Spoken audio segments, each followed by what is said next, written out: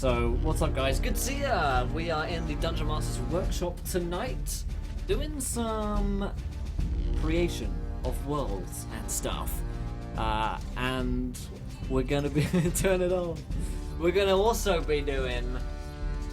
What else are we doing? We're doing some handouts, I'm excited about that. We'll do an AMA, Q&A thing at the end. To thing. Skull Spitter Blade, that doesn't sound good. A conscious nap. Sounds good. What's up, Gareth? Good to see you, my friend. The boys! How was your time? Your honeymoon? There's no keyline. I don't know what's going on, man. Dungeon Master. I will be the master of your dungeon today. So yeah, we're going to be doing some stuff about creating living worlds and some player handouts, and then in the final hour we'll be doing some AMA stuff. So we're creating living hell then, yeah, or as it's otherwise known as, England. So there's a tweet stuff. We won't have a viewer decision. Moldark is lying to you because that's what he does best. But if you want to retweet, help us out, let me know. Also, I have a quick question for you guys before we start everything, before we get into it.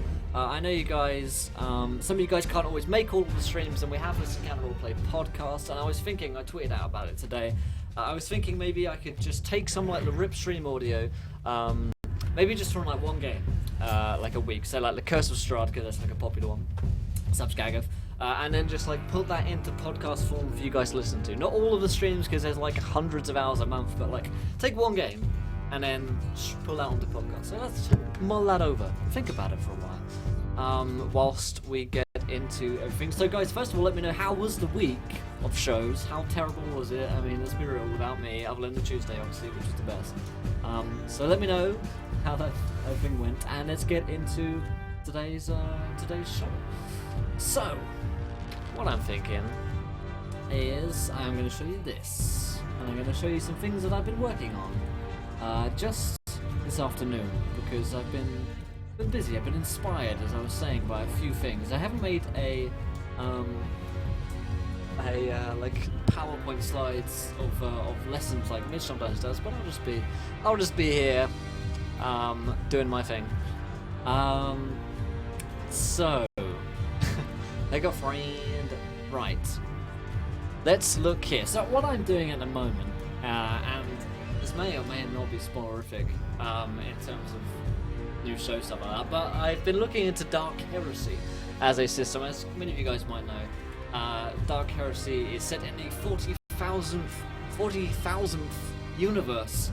There have been 39,999 worlds before this one, and we are playing some Dark Heresy, which is set in Warhammer 40k. If you're familiar with any of stuff like that, then you'll feel at home. And I've been making some stuff, some memes, some stuff that you guys might be interested in. And because Dark Heresy is such a rich lore, the world around it is such a rich lore, I was thinking about how to make worlds feel real, and that is indeed the first topic for today. For the first hour, I want to talk to you guys about how to create a world which feels like it is a real world. I feel like a lot of the time in D&D games, in different games that I've played or I've seen played, sometimes things can feel very static, or they're very kind of two-dimensional in a world. Sometimes one of the things I think, what is this bartender's name? And then you have to go up to a name generator and like, God, what's this guy's name? And find it. Stuff like that can sometimes feel like you're not actually in the world, because there's not like an answer within a minute or so, or within a few seconds. I will, Skagav. So what I'm thinking about is, in a universe, not necessarily just Dark Heresy, but this is one that's been on my mind today. In different worlds, how do you create places, settings, peoples, groups, organizations, and just general stuff that's in the world? It's the boring things that we're going to be talking about today. But I tell you what's not boring, John Shirley. Welcome, my friend, to the adventure. You are a gentleman and a scholar, so welcome to the adventure, my friend. Oh, it's just been a few minutes back and they're already new followers. It's so good to see you guys. So good to be back. John's like, yo. So here's the thing, that's what I want to be talking about today. It's like I was saying, the boring stuff about D&D, which makes it feel real. But the boring stuff about Worlds, you know, average Joe, you know, the blokes down the mine. Trey, good to see you, girl. It's been a while. I hope you're having a good time with your BF. Or if he's gone now, then I share your pain. It's okay. But yeah, the boring things about Worlds. Francis says, I love creating places. Is where I start mapping it often based on places where I've visited or lived. Yeah, I agree, definitely. So let's make a Word document. I know, one of these fated things. Let's get a. So I've been working on that, but let's just call this creating living worlds. So when you guys think of, and let's just take a generic fantasy setting. So like we could use this in D&D and different games like Warhammer and stuff like that. Not necessarily the sci-fi stuff because it's a bit more niche. Same. You can talk to Sydney. She's in your boat as well. It feels Batman's real. But the generic fantasy setting is what we're going to be taking today. And the question: how do we make settings and worlds feel like they're being lived in? Okay, so I have, as you might suspect or may well hope, a few answers or a few potential answers for this, which I think might be correct, or just some general ideas, really. Let's give it a go. So, how do you make settings and worlds feel like they're being lived in? And of course, I'll throw this one to you guys as well, as to what you guys think about this. But that's funny, Trey. I didn't know that.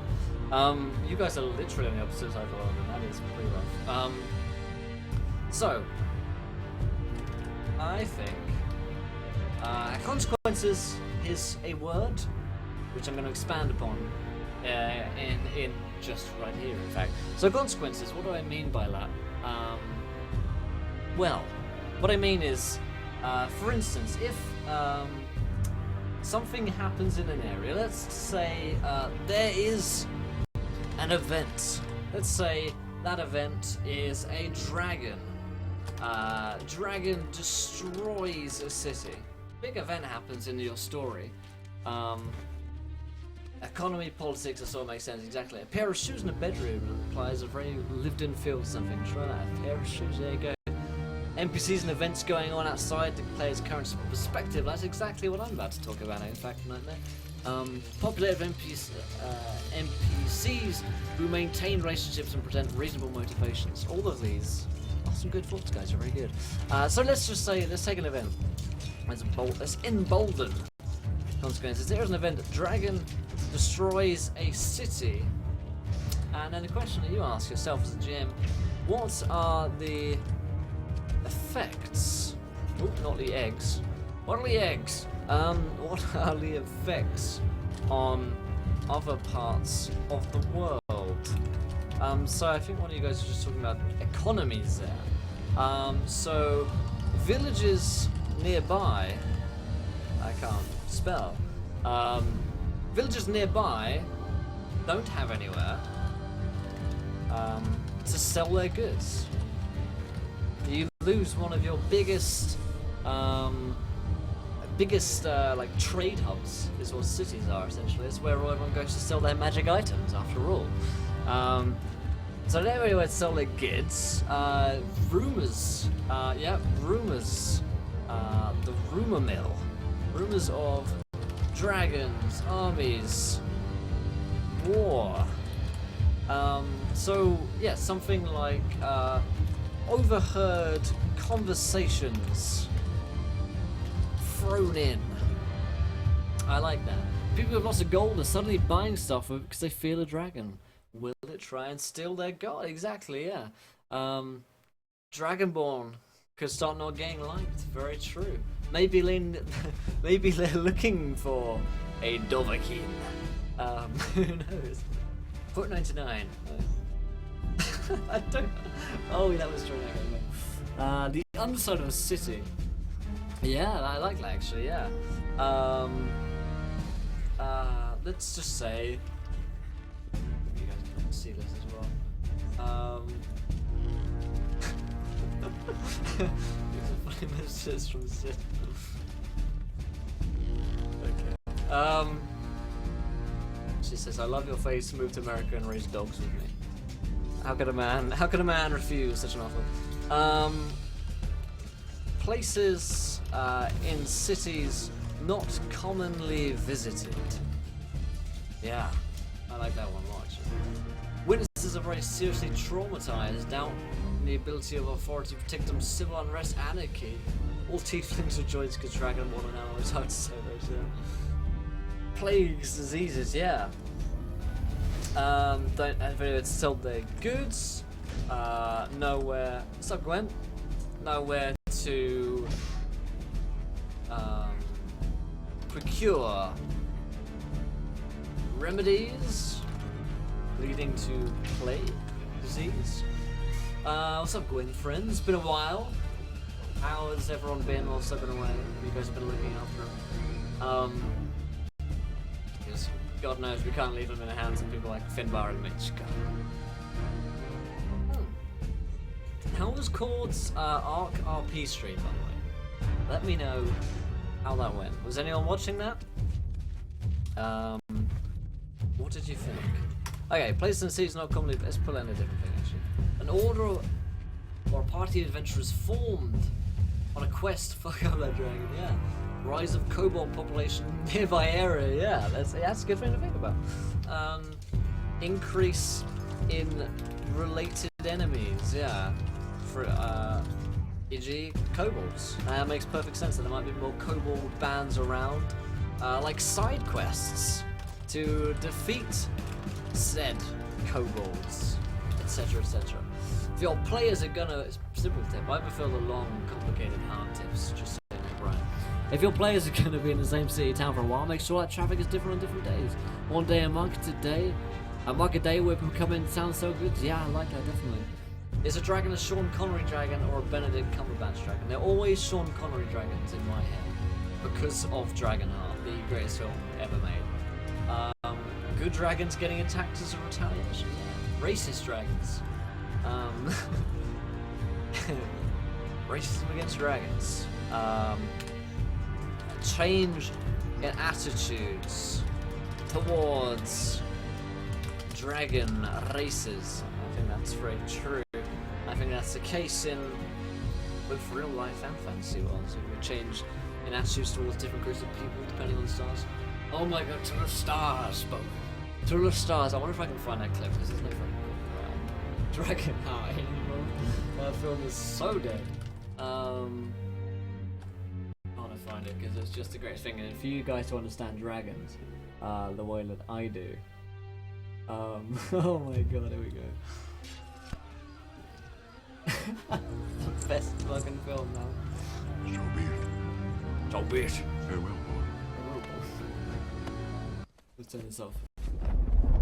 My home is hard to find food, water might be harder to find. Yeah, very true. Rise of sacrificial offerings. Ooh, yeah. Valor. This is so Valor. The night is sworn to valor. Night is sworn to valor. Alright. Skip a little bit. Let's skip the bit where Bowen just pours his heart out. Does the wicked undoes the wicked. Oh my god, my dreams. Best fucking film. I like to think I look. I'm going for the Bowen look right now. I just look at.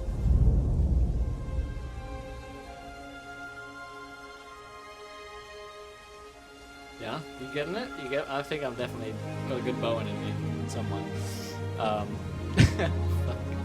This is a dragon we're talking about, just so you know. That is the dragon. Alright, let's stop talking about that. So fucking best dragon EU. I remember playing the Game Boy way back in the day. Was this a Game Boy game of a dragon? Oh fuck me, how did I miss that? Alright, back to things. Rise in human sacrificial offerings, yeah. All of these things are good. Rise in human Sacrificial offerings. Yes, please. Stomp a glass of water over your head. Look down. Don't tempt me. Don't tempt me, Frodo. I think I'm working on my Gandalf pretty good as well. Now that I mention it. Homeless, hard to find food. Yeah. I think there might be like an obvious one is like refugees and survivors of the attack. So one of the games which I played in recently was Mitch's game on the 24-hour stream. A thingy for thingy. You know what I'm talking about. You know what I'm. Yep, I forgot the name of it. Too many games, that's the problem. God damn, what's it called? A Nation on the Move, there we go. Played on A Nation on the Move, and that's all about different peoples being unsettled due to a big war. I think it's in the east or west or something. What's the difference, right? Basically it's all about this huge train of people moving from one place to the other because there's been a war, and that's something that was not often covered in D&D games, I guess. Other cities on highlight now, yeah. Rise in security in other cities. Power struggles, yeah, definitely, yeah. Whoa. Oh my god. That's pretty cool. Hopefully he had to live by the code, because that's what I definitely do. The code, Bowen. The code. What a film. Alright. Yeah, I think that's pretty good. About some consequences of what a dragon might do if it destroys the city. Let's take a different scenario. Let's pick another one. Let's say event. And sometimes you could just do these things as like practices, I guess, for your DMing stuff. So if you're thinking like, I don't know if I'm ready to run a game about this, we can run some of these scenarios, some what if scenarios. Yeah, I like that outlaw, definitely. Raiders will be all over this for plunder and loot. So let's take another one. Let's just say, let's run of a plague idea from before.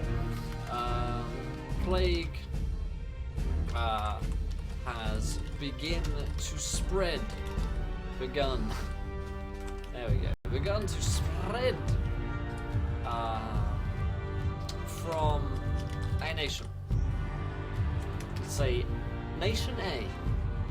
What are some consequences of there being a plague around? Well, event party destroys an ancient royal wedding. Alright, let's just go like, because I know one. Let's just say royal wedding, because we haven't done some politics. Let's go royal wedding. I need to update our schedule, didn't I? Yeah, I did. Do love them plagues. Inheriting monsters and enemies are true. Very true, Skeg. I'm getting in the mood for some dark heroes, I see. Quarantine, yep. Quarantine. Exclamation point. Closing. Oh, wait. Let's do royal wedding. I forgot what we're doing. Okay. So let's say there could be. No. Okay, royal wedding. Okay. Those unhappy with the wedding. Enemies of the king or queen. Assassination attempt. I haven't written in a while. Assassination attempts? Question mark? Could be. If you're unlucky. Many strangers in the area, possibly from hostile nations. Rare specific plays can have interesting effects on the world, yeah. Lannisters send their regards to the wedding, you get some. Yep. Someone, yeah. Those not invited are upset. What's up, rouge and blatant? Red wedding, purple wedding, Khaleesi wedding. Weddings don't end well. Yeah, true. Lots of silly hats. Silly hats are a must. Raise prices, yeah.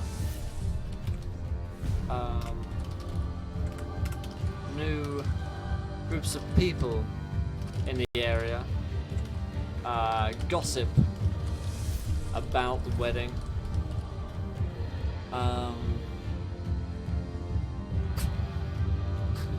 Quarantine is easy to burn down, don't let them survive. That's the spirit. A bit of burst in trade, yeah. Burst in trade, Protocol is actually associated. Poor Badger wedding was a disaster. That's true, that wedding wasn't good. That wedding went very badly for both badgers. Because the male badger died, was murdered, and then the female badger was sad. A lot of wealth pouring in. Yeah. Followed by thievery and pickpocketing. Guest or bride or groom? Not who they appear to be. Kidnapped, subjugated. Envy or broken promises of marriage between prince and princess of another nation. Yeah, you thinking some red wedding stuff there?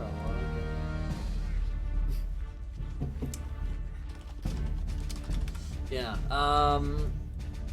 People desperate to find the love. Yeah, that's what I was gonna say actually. If the I think it's like a rise in popularity of royal names. I think that was the thing when over here in the UK, when Will and Kate got married, there was like a rise in the names of children named Will and Kate, just because people are fucking crazy, you know. Quest full of rare, perfect gift. Yeah, there's always that one quest in like an MMO where it's like find a ring for so I can get married. Ceremonial items stolen. Yeah. Important royal items stolen. More common people are somewhat upset by the raised prices, riots or something. I think they're like, I was named Will before being, yeah, that's true. I'm the OG Will. There's none other. I am the one and only. I am the one and only. Festivals, yeah. So you can see how stuff like this can be like a quite good exercise just for thinking of some scenarios for your own games, just for making your worlds feel a bit more alive. So when you take just 10 minutes to think about, okay, there's a royal wedding. What might happen at a royal wedding? And then you make sure to include not necessarily all of these, just maybe 3 or 4 of these points. Then your world begins to feel a bit more alive, I find. Because when you're taking an active approach, an active interest in these things, then your players will realise that you're doing this as well. Like a combat contest, yeah. There's always a tournament. There's always a tournament in the honour of the bride. I think in like usual medieval tradition, there's a tournament held in the honour of the bride, or the bride's mother, or something like that. The usual kind of stuff. So yeah, what else was I thinking of? So got a royal wedding. Alright, we'll do one more quick one. Who knows, let's just do events. Let's do plague. So, we had some ideas to play before, like closing of borders, quarantines, and I saw some others before, which I've now forgot, it's been 1 minute. Yeah, shady political moves, good idea. Yeah, peasants gonna have to work hard. Raise their taxes, goddammit, more upsetted.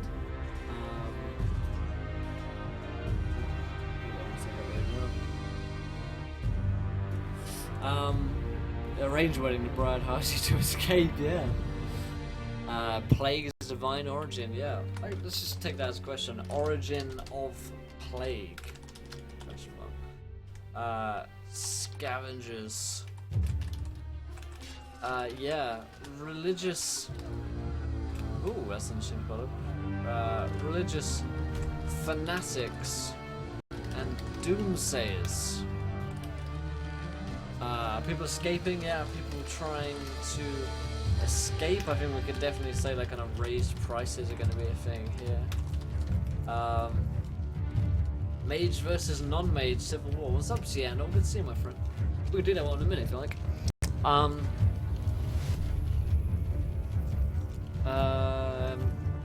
Yeah, I hate it well. Let's see. Yeah, no, I feel you. People escaping plague, spread it. Yeah, okay. People trying to escape and spreading plague itself. Doom says, do have some truth when I say at times. Worth listening to. Yeah, definitely. Demagogues. I read demagogues for a moment. I was very interested. Very excited. Dead bodies. It's an obvious one, but you're not wrong.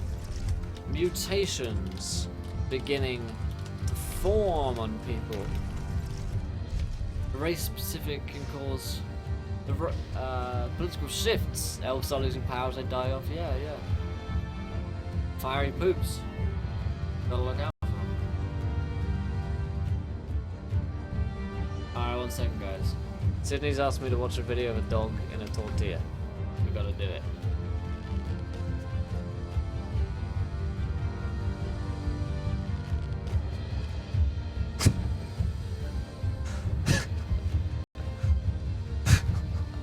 Alright then, boys, we did it. So animals spreading it faster, yeah.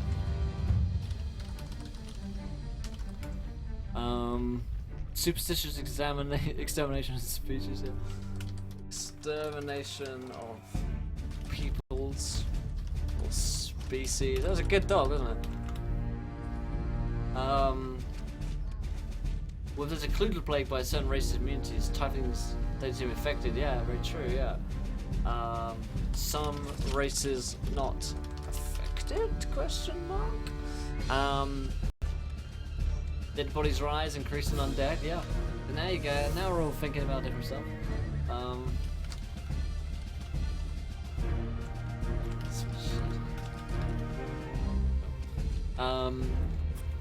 Maybe some dead people were like friends of city guards or whatever. Blade sight, let sick friend in the help see which goes bad. Yeah.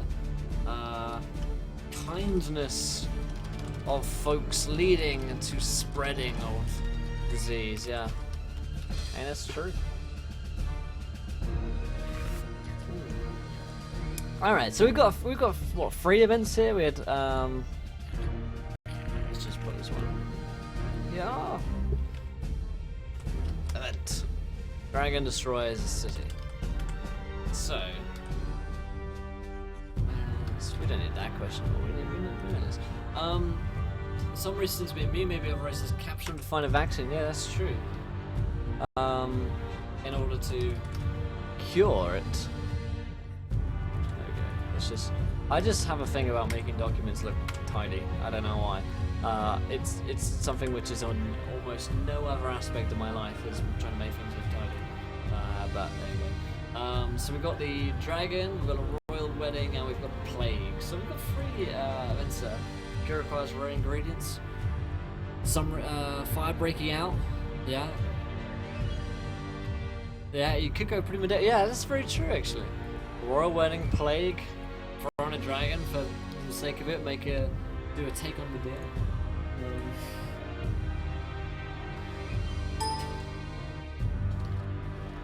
Alright, so some medical related people, probably with some kind of personal state, they're trying to get in the thick of it, trying to find a cure. Very true. The party uses the plague to infect one of the royal family maidens, then brings that maiden to the dragon as sacrifice. Dragon eats the maiden and gets infected and dies. Boom! Solved it. Post honeymoon donga check. Let me do a quick Sid visit. Donga check. Still got it, boys. Still got it. That was touch and go back there. But there we go.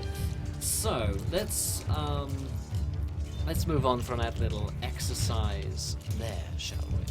And let's just change times. Still got it. Still the wrong thing.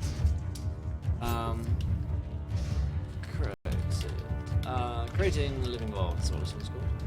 I've got too many Google documents in my phone. Thank you for the confirmation. once again. So, the madness. Someone's trying to assassinate someone in the royal family by gifting and plague instead of infesting typing or gifts. Classic.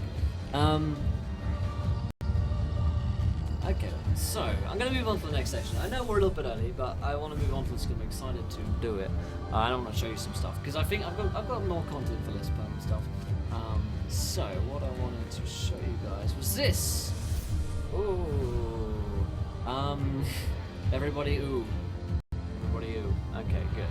Good doing, guys. So this is about creating player handouts. Oh wait, LeBrian hires you to help her escape from the dragon she's been forced to marry. He gets angry, destroys the city, and the plague breaks out. You don't need me, Trey. You should just make your own campaigns. Got a weaponized plague king called Vosa. Yeah, toilet roll. Oh, good doing, guys. See, this is the Ewing I'm after. This is the Ewing I require. Feed my ego. Kidding. Right then, so what I want to show you guys is this. So we're talking about creating player handouts, so I think handouts are something that can make a game feel a bit more real, can make it feel pretty cool, players love them. So why don't we do more of them? Well, me, for the most part, I don't have a lot of time, but now I do this for a job, I have a bit more time, so I can do more of this kind of cool stuff that I want to do. So, I took a parchment, and I googled parchment, and I found one of these. One of these parchments here. Ooh. So, what I then did is, because I'm making a 40k game, right? I'm making a Dark Heresy game, so I wanted to make a handout for that game, and it's not any spoilers or anything like that for the game. It's just something that looks kind of cool, and I thought players would like it. So, here we go. So, and then I googled some blood, and I threw some blood on it, like that. Here's one I made earlier. I love giving them to my players. Players love handies. It's true. No, much gagging, don't you worry. Nothing that wouldn't be revealed before the session itself. It's cool. Although you can look away if you want to. Thank you, Macro Ace, for following. Welcome, my friend, to the adventure. You're a gentleman and a scholar, so welcome. How's it going, my friends? Say hi if you want to. And if you haven't followed yet, for whatever reason you guys do, hit that follow button and join us, because it's the morally right thing to do. Alright, so I took a blood thing here, and then I googled one of these 40k purity seal things, and I put it there. So I just googled that and then stuck it on. It's like cut and paste, you can just plop it on. I found one of these Inquisitor stamp things, and I put it down there because that looks pretty kind of cool, I think at least. And then I found a like a Warhammer style font. I just googled Warhammer font, and then I put a font thing up here. And then because luckily everything in 40k is in like lorem ipsum, is all in Latin. I just filled out this part here with some text. And then I put like a little signature line down here. So what this is going to be, this is going to be the players like signing up to the Ordo Hereticus, which is basically the witch hunters, or those who purge the heretics. That looks kind of cool. Hello, Kapler. What is he doing? That's a question which has been been asked many times about me. But what I am doing, my friend, is currently we're talking about how to create cool handouts for games. So you can see there's actually a schedule over there. I'm running over it, but I just straight went into the handout stuff. But we're going to be creating some cool player handouts from like old notes to like data slates and data pads and stuff like that. You can see there how I managed to just kind of build up with different layers stuff really easily, like just by stealing stuff from the internet. So there you go, and there you have a kind of thing. But the other thing, actually, I forgot to add it in, was I added some nails. I found some nails and I photoshopped them onto it real quick and put them on, so it looks like it's been stamped onto something. So I like the look of that. So one other thing that I was going to do, just kind of as a test, I'm going to test you guys now, is I'm going to take a weird brush, I'm going to make it big, I'm going to make it like this big, And we're just gonna like get rid of some of the bits down here where I'm kind of playing it. We're gonna get rid of some bits on the parchment, just so it looks like it's kind of older. Just so this has been kind of like eaten away or torn. You see? So yeah, that's just kind of been a little bit torn up, taken away, and that will kind of make it look a little bit older, a little bit like it hasn't been there forever, like it hasn't just been made rather. So yeah, yeah, Sid's flights were not fun. They were not cool. They didn't end up going too well. But luckily she made it here and she got back home, so that's always good. Look at Wolfram being all pro, yeah, fucking professional GM. But yeah. So what else? So that's some like you could do that for like an old note here. What I want to show you is like a data slate thing. Where is my data slate? Where did I put my data slate? Here it is. So what I did was I found this. I googled data slate. Nice, Cowboy. Yeah, you've done it. Awesome. Using that erasing technique to hide words could cause confusion or mystery for the players. Yeah, I like that. Good idea. I'm currently looking into thinking about making a puzzle with coding and stuff like that. But we'll talk about that maybe another time. So I googled this and it was just a thing, you know, just something I found on the internet. And then I found some like sci-fi space artwork stuff and I put it behind it because I figured like one of these data pads wouldn't just be like blank, they'd have some like cool sci-fi shit on it. Right? So, and then I think I just put this bit up here. So I put the Ordo Hereticus log and I just put a random number because, you know, they probably have lots of stuff. It was sent by this guy here, and it was sent to the Acolyte Cell Thanatos number 325. So in the game which I'm making, they're going to be Acolyte Cell Thanatos 325, and they'll all be working for Inquisitor Carcallus. What's up, Tiger? Good to see you, my friend. Yeah, erasing some words. Nice, that's a good idea. I will think about doing that myself. Yeah, how's it going, Tiger? I haven't seen you for like a week. It's good to see you, my friend. So that's like one example of just like a basic thing, and then we can fill out our text here. And maybe we'll do one together in a minute. I'll show you how I did it. I'll show you an example of one that I made earlier. Here's one I made earlier. There we go. So this is log 9963 on Agent Grimm, who's he's undercover. And these are some of like the initial handouts I'm going to give the party as basically like here's some starting information in a different way than me just like shouting at you. So you can see there's Agent Grimm here. He's got some information on him about the campaign, which would be pertinent. Here's one on Carcallus himself, which I made, the Inquisitor, which rank, age, and clearance level. Because in sci-fi shit, they always have clearance levels, and no one actually knows what clearance level magenta means, but there you go. Cyber's could be funny, yeah. Looks like you can stream apps about everything. Yeah, you pretty much can, my friend. Is there an app that lets players use their phone tablets as quest logs? I don't know. That one would be pretty cool, wouldn't it? That's a good idea. I should look into that. Inquisitors don't have clearance level. Clearance level neon grey. Data slate. There's another one here about some maps and some planetary stuff. Tithe grade, the climate, the settlements, the planetary data, and just stuff like that, really. So it just makes it look a little bit cooler, I guess.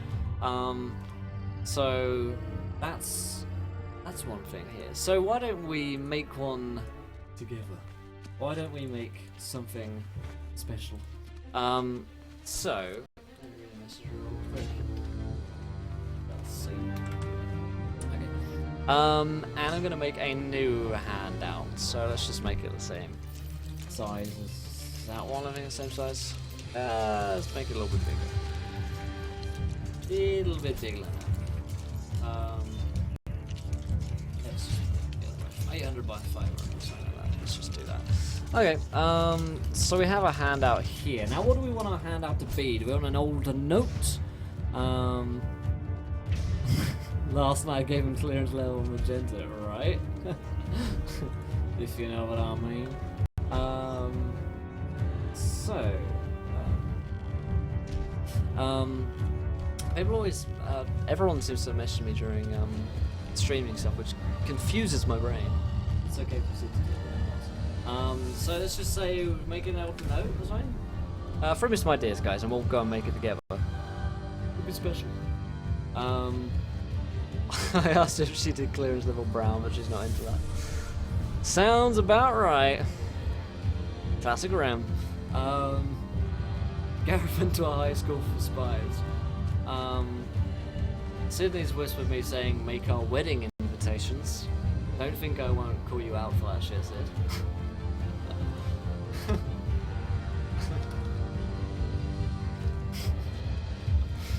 A wanted poster. We could do a wanted poster, couldn't we? In England, yeah, in England they just train us to be spies. They don't do that in America. A doomsday propaganda flight. Ooh, I like that idea. Let's put it in a cool font. Oh, it's gonna be really laggy because I'm streaming. What was that font called? It's being called out. Wrecked.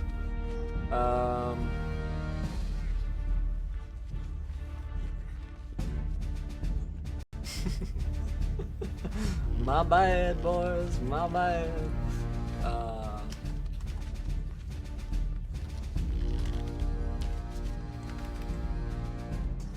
Oh, I only have one L in my name. Yeah, I'm kidding. A doomsday propaganda thing. Sorry, it's gonna be quite lagging because I'm streaming it and it doesn't really like it that much. Make me feel wanted. Make me feel loved. Wow, that song. I think you should probably whisper me that song. If we could do the riff. Let's do a doomsday one. Let's do a doomsday. I'm gonna let's Google some stuff. Let's take the risk. And let's just fancy art. Let's just Google fancy art. Start off. Let's Google doomsday. You can just steal a bunch of stuff. Oh no, it's a comic. Okay.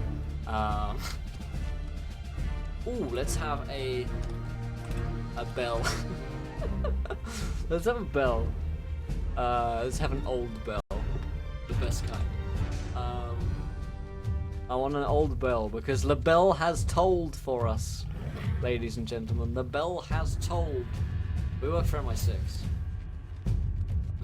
Mate. M8 is me.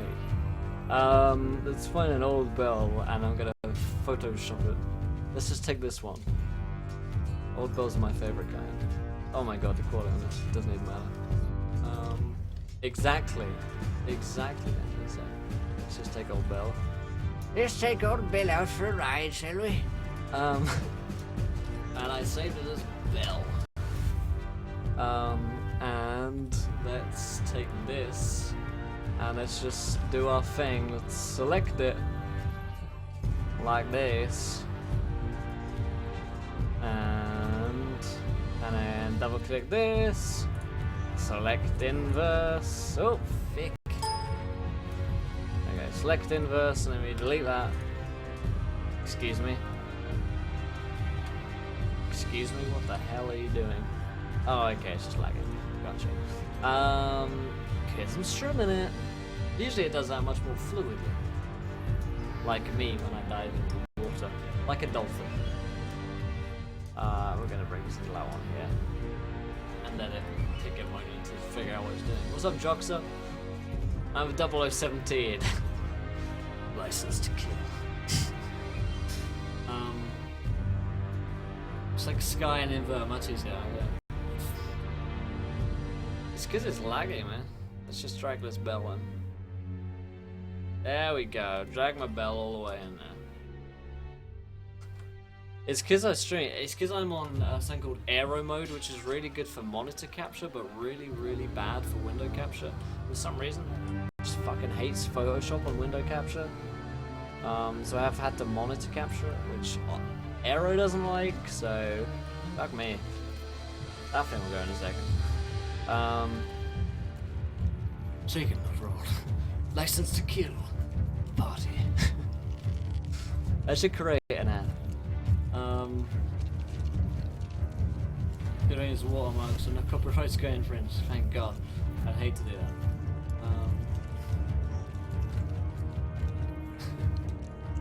I would hate to infringe this bellman's.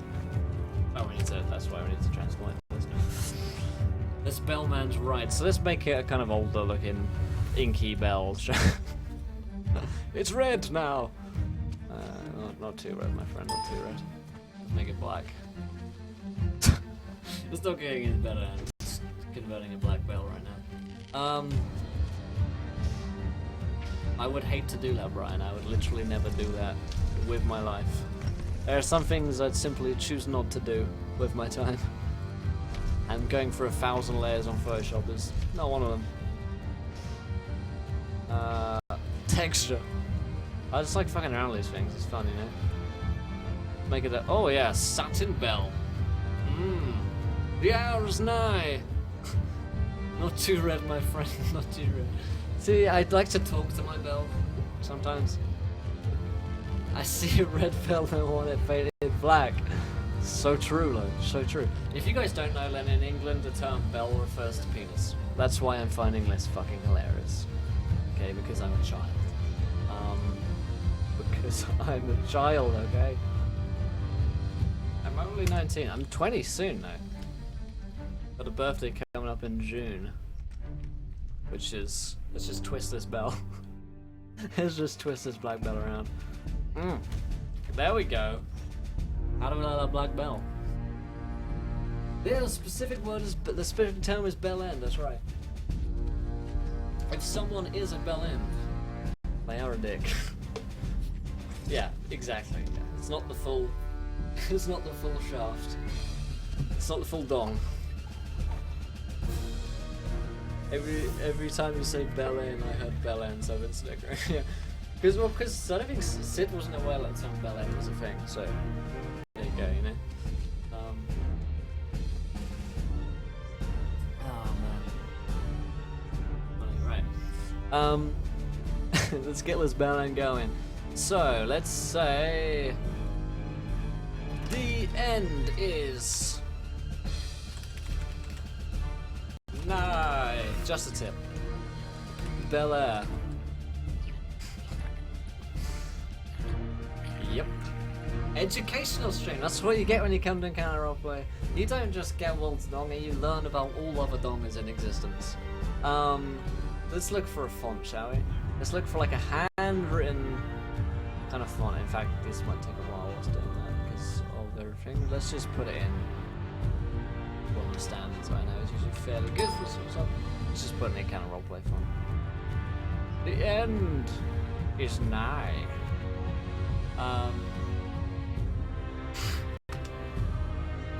Yes, that's very true. Very true, Nick. You did well. You beat everyone else to it. Is it too many pages? Please, let's just put this in. The end is nigh. Book your tickets today. Everybody roll up to get your tickets for Bell. So let's just put another color overlay of this bad boy. Let's make it a little blacker as if it's been printed. Ooh. Ooh. Good girl. Contour. Nice. The bell end is nigh. Yep. We win now. Okay. Stroke. Do we need to stroke the bell end, do you think? Okay. I think we're okay, stroking wise. A drop shadow. Alright, that looks okay, isn't it? That looks alright. That looks alright. The end is nice. I'll zoom this in a little bit for you guys. The end is nice. Let's just bring this down a little bit so you can see everything. tip the bell. And let's find a scrawly font. And so let's just take the rest of this scrawly font, and I'm in caps. Scrawly Wally font. Because I figure the guy who's writing this is insane, right? So let's just download this. Scrawly Wally does it. Perfect file. Okay, find it real quick and then install it. And then tip that could be useful for parchment is if you're using an ink color, if you're writing that isn't black, you can turn the blending into multiplying text on the parchment. Ooh, let's do that. Let's multiply. Multiply. There we go, let's put that multiply. So why not? What does an AMA even mean? Crapler, that means ask me anything. It's kind of a Q&A. So if you have any questions about D&D, then save them for just the end there. And I will answer them. So basically you can ask mainly about D&D, but I mean I'll answer anything. I'm pretty open with you guys. Is that a British people call it chalkboard? Scrolly Wally, timey-wimey. Amazing muscular armadillo. That's right. That's what they call me. Especially the bell end. That's especially muscular. Okay, that's right. It was called Scrolly Wally. See if we can find it. Should be in here somewhere. Scrolly Wally. We found it, boys. No, can't just go back to it now. Let the ringer make the clapper swing and sing. You're very musical tonight, guys. I've noticed. So does that look like someone Madman has written on it? They say he's written it in blood. It says written it in blood. And what we're going to do here is we're going to find a lorem ipsum generator because I don't actually want to fill out everything on this. Let's find a lorem ipsum thing. And you can find this here. And lorem ipsum is just like, you can generate it and it just gives you a bunch of shit. Like, it doesn't actually mean anything.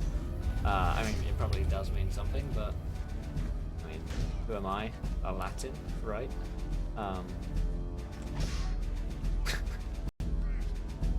Actually, funny thing, funny story. I actually had to learn Latin, a fair amount of it to get onto the course I was doing, which it actually wasn't very fun learning Latin, believe it or not. Despite the sound of it, you know, Latin. When a guy tells you he can read Latin, you're like, hello, this guy sounds like he's pretty interesting, right? Not so much. Not so much. Just bring this down here. It'll load in a second. My computer is just like, nope. Not really feeling it actually. I don't know if I really want to do this. I've been doing it for 4 years, but now I just play. I like making these handouts. Not good at Photoshop, so I just use Publisher. Yeah, I mean, like I'm saying, I'm not very good at Photoshop. You guys can see me struggle and fail at most of the stuff here. But it's kind of working, right? You know, it's one of those things where it's like, does this look good enough? Just like the effort which you put in for your players to be like, huh, that's kind of cool. But I think that's really kind of what we need. I like this idea. Let's multiply it. Yeah. You wanna do something for me first? You wanna multiply, maybe? You wanna? Let's just start loading in time. Subtract. Ooh. Hot. Alright, let's just put it on multiply. And let's go to darker. Kind of more blood red color, as if someone's kind of wearing this in blood. That's a bit more. Yeah. Hello. And you just like click these buttons along here. You just kind of click them until it kind of looks cool. Yeah? Now it looks like this guy is fucking insane. Which he probably is, whoever wrote this. And you know what? Let's change the End is Nice stuff because it looks a bit too kind of printed for this madman. Don't understand it, but I can read and sing it. Currently learning pronunciation of medieval Latin that may have been used in Orkney 900 years ago. Good lord. That's how you gonna meet babes. Woman's heart. That's very true. What do I say?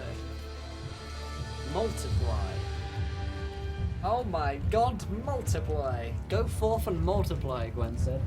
Oh my god, there's so many layers of shit. What am I clicking?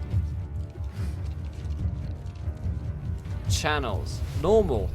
No. Multiply. I did it. I did it. Memes. I need memes. Give me memes.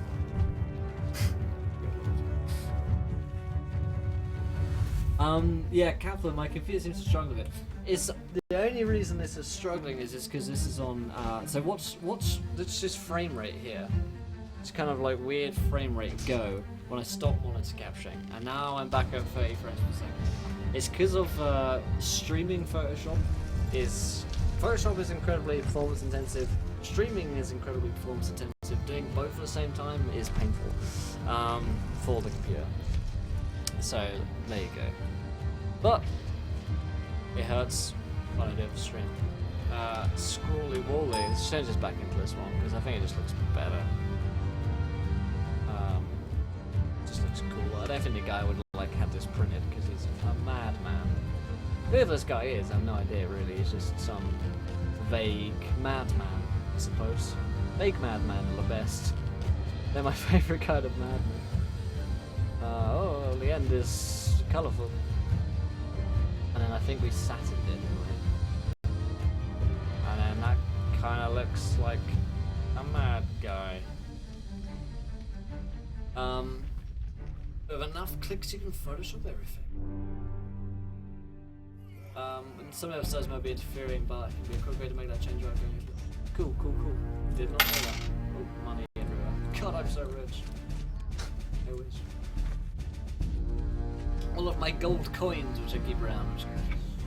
They refuse to take at the local shops. Don't understand why they won't understand that I, as an adventurer, I have how much gold? And I went down to the shop and I told them I've got 300,000 plus gold, and they just wouldn't take any of it. It's ridiculous. How big this place is. I think the bell is underneath. I think the bell went under. Just a kind of little underneath bell, you know. You guys know what I'm talking about. Let's save this because we have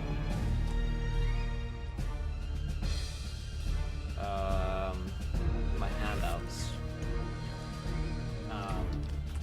Doomsayer. You guys are interested in like the ridiculous amount of folders that I have for Encounter, just in pictures. It's like just all of this stuff here, and it just goes on and on and on and on down here, and then there's different folders with more stuff in there as well. Behind the scenes, he possessed a vague madness. There was a madman in the streets possessed of a vague form of insanity. I'm not entirely sure what's wrong with the man, but he seemed perfectly insane. So there we go. We stole a bell from the internet. We photoshopped the bell. We found some scrawly wally text, and we wrote it in there. We found some lorem ipsum, and then just pasted it in here and said the end is nigh. And now we're like the best DMs in the world, yeah? That's how that works. Let's just save a copy. Save it as a JPEG. Like so. Turn this off for a second, and I can bring it in here for you guys to see properly. Handouts. Go. And this is what the Doomsday handout looks like. So, there we go, let's just pop that there. Let's pop that in there, shall we? Pop our bell over there. Okay, I like it.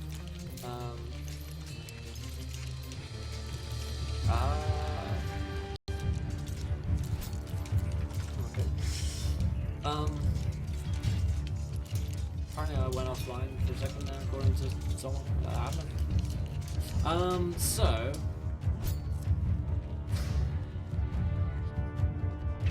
What was it?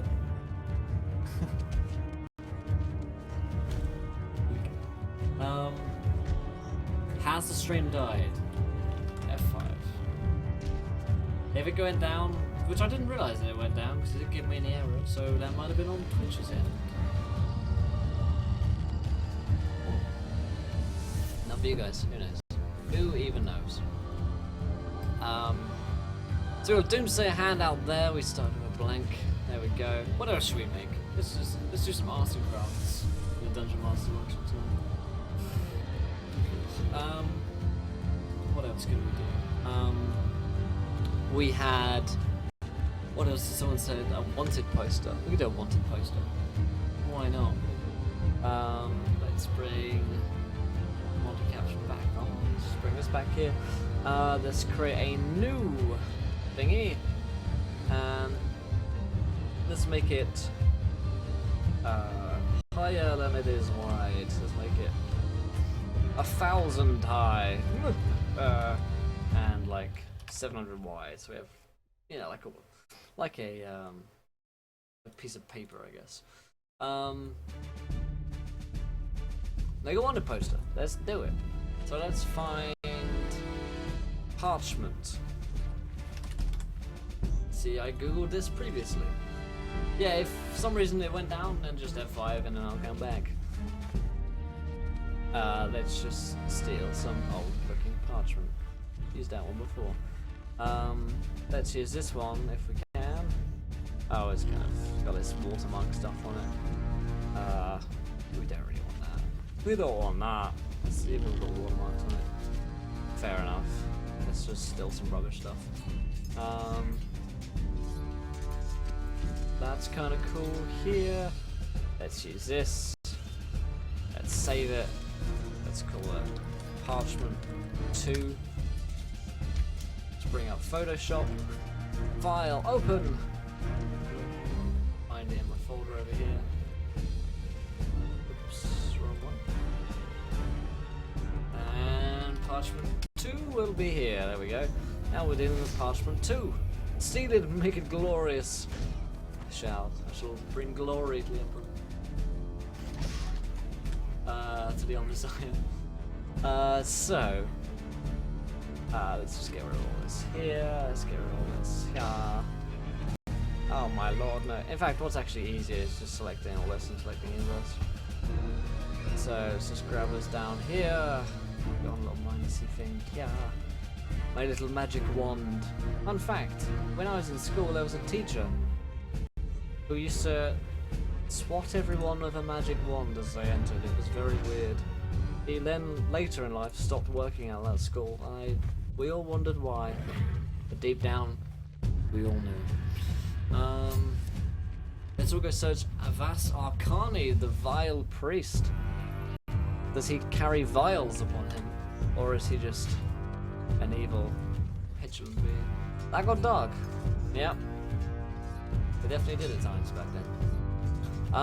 Now then, let's bring up Parchment in here. He's been promoted to a different spy network. Probably he had to go work down in the MI7 branch of things. Yeah, let's just bring this like here. Let's bring this like here. Like so. Bring it down here. You're Dutch. Congratulations.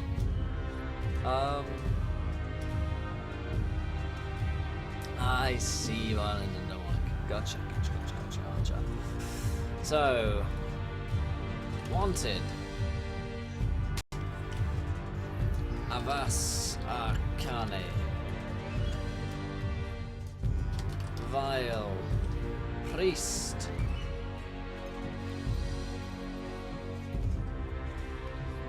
I think the wanted should be at the top there. No worries, dude. English is a very odd language. It's a tough one to master. And always people from different countries that can speak really good English always like, my English is terrible, and then you can speak like completely fluently, and we're over here in England being like, we merci baguette, so you know, we are the worst. Sometimes I miss English words too. Yeah, it happens. I missed freely the other day. I was waiting for them for ages and they never turned up. It was weird. Vietnamese, that language is crazy. Oh yeah, sorry Gareth, I forgot we were talking all about you. Sorry, I forgot. It's all about you. My Will's English is terrible, really. It usually just revolves around the word donga. Previously, earlier on, it was just around the word bell. So my grog English. Hello everybody, I've just been hanging out, doing some stuff. Right after sarcasm. In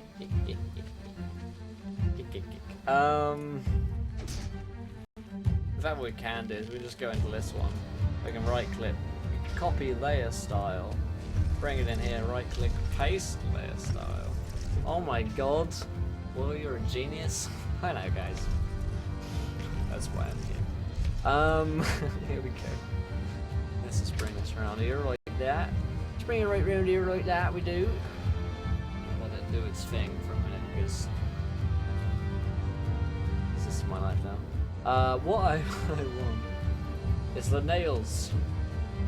And I'm gonna take my nails and I will raise you. I need to absolutely nail this, guys. I think I'm nailing it. I think I'm nailing it. So we want to actually nail that down properly. I miss it. The mind flares will listen more if we talk about that already. Wow. Wanted, dead or alive. Yeah. Good pointer there. You always say that, don't you? Dead or alive.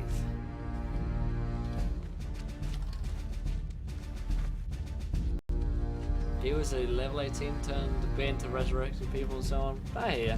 We've all been there, man. Don't worry, I'm here for pastoral support, so if you ever need to talk, you're in the right place. Wanted dead. Yeah. Oh, I know what we should do. I know what we should do. I know what we should do. But mostly dead. I have an idea, guys.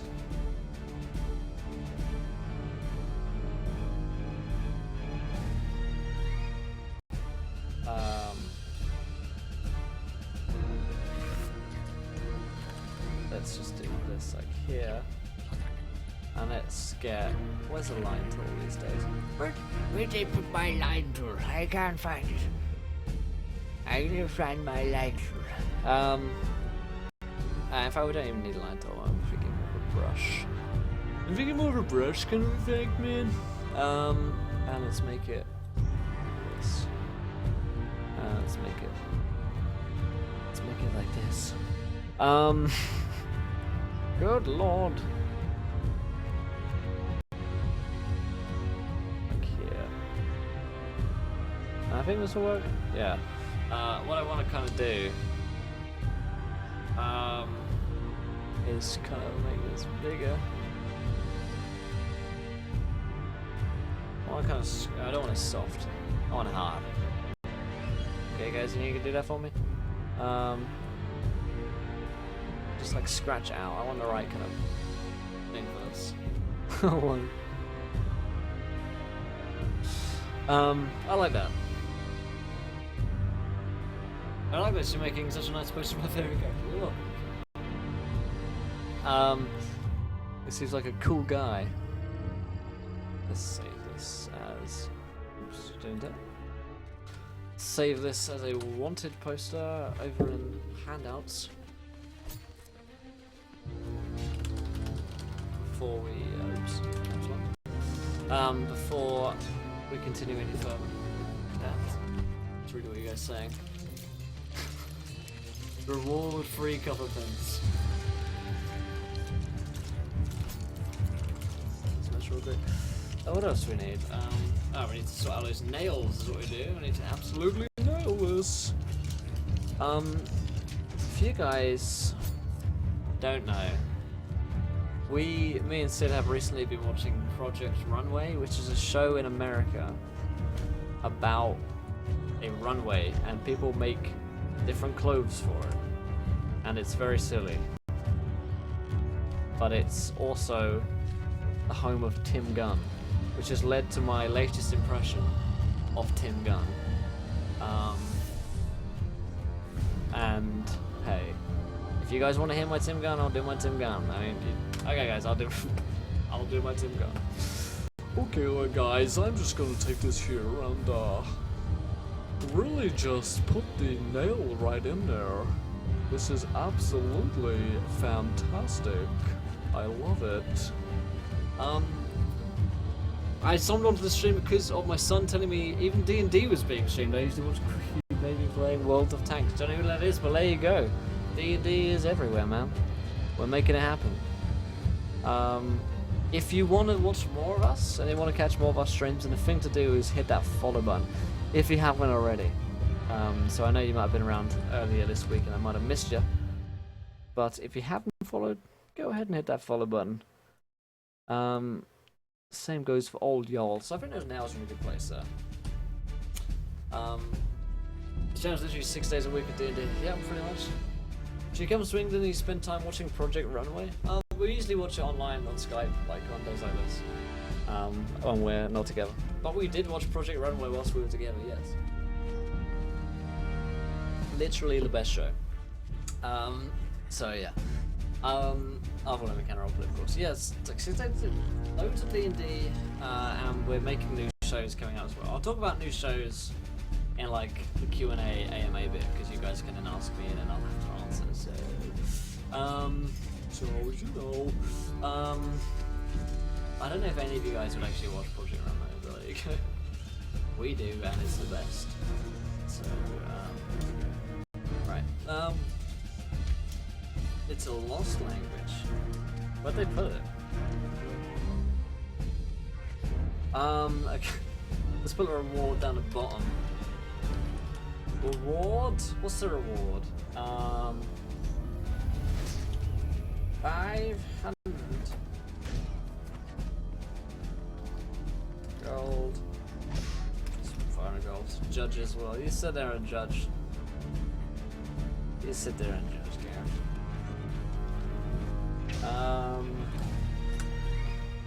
500 gold? I mean, it should be in black as well, this bit. Yeah, I reckon that'll be in black, because it's like inked on. 500 rupees! 500 dong. I fucking love that they have dong. How do they do it? They like get a dong and then they like cut it up into little pieces and then like 500 different pieces and then that's 500 dong. I mean, I am probably worth a lot of money over there in Vietnam just because of the dong. I mean, I've got 1,700 dongs already, so bell end, yeah.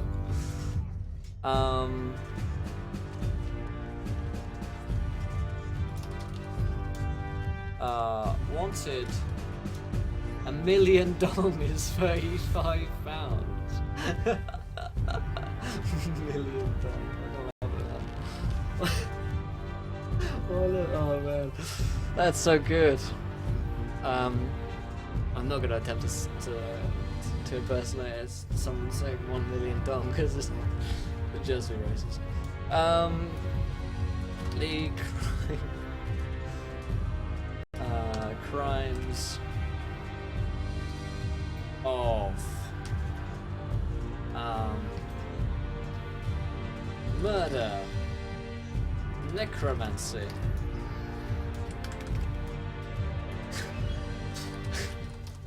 lechery, how many inches do you want me to do? Because if you had to convert 1 million dong into inches, just for me, because then I can know how much money I'm worth, just baseline, just down the base.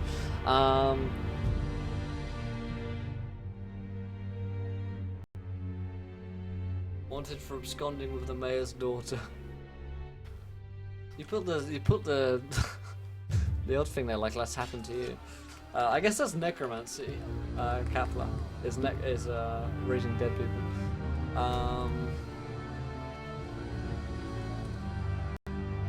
Rudeness. Tomfoolery.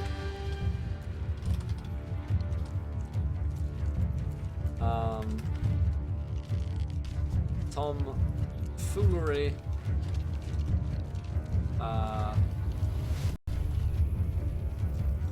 Bigotry.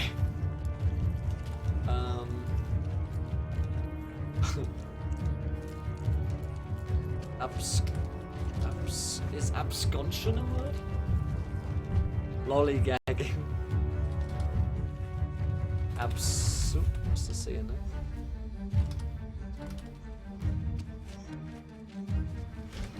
Jaywalking. What's that scum stuff?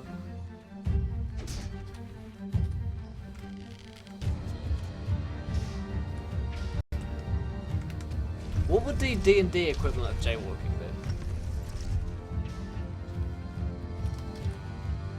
Like walking in front of a cat, like walking whilst a carriage is going by.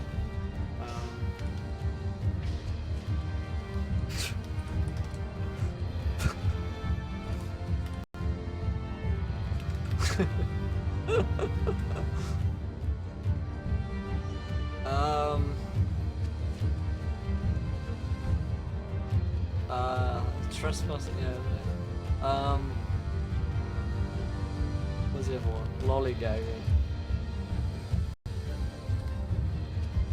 And lollygagging.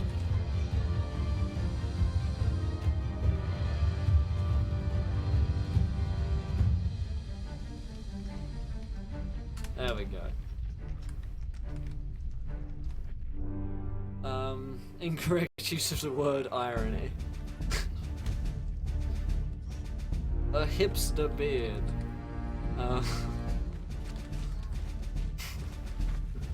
Malingering. Ooh. Doesn't sound good. It sounds like a bad disease.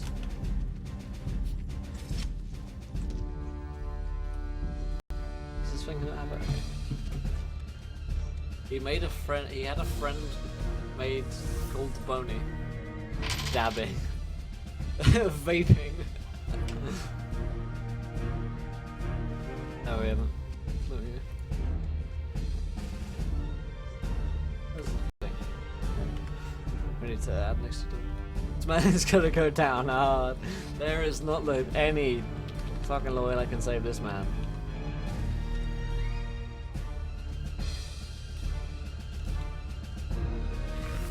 Okay. Come on. There's no way this man is escaping justice this time.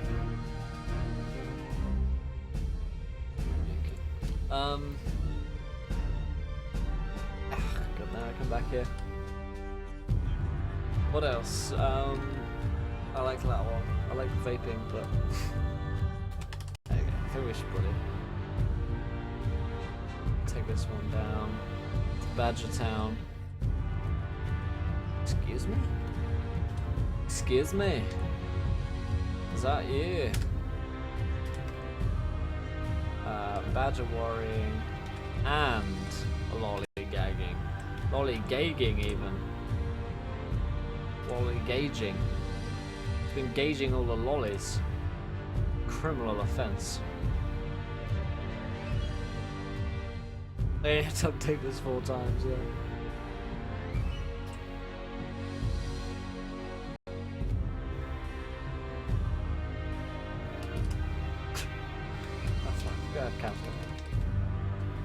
There we go. Place 50 gold pieces just smuggling out of the country. There we go. What's up, Pepper? Good to see you, Doc. Should read my messages. You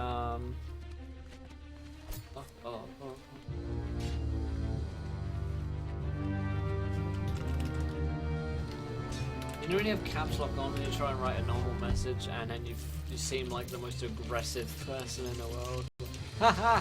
I'm laughing so hard.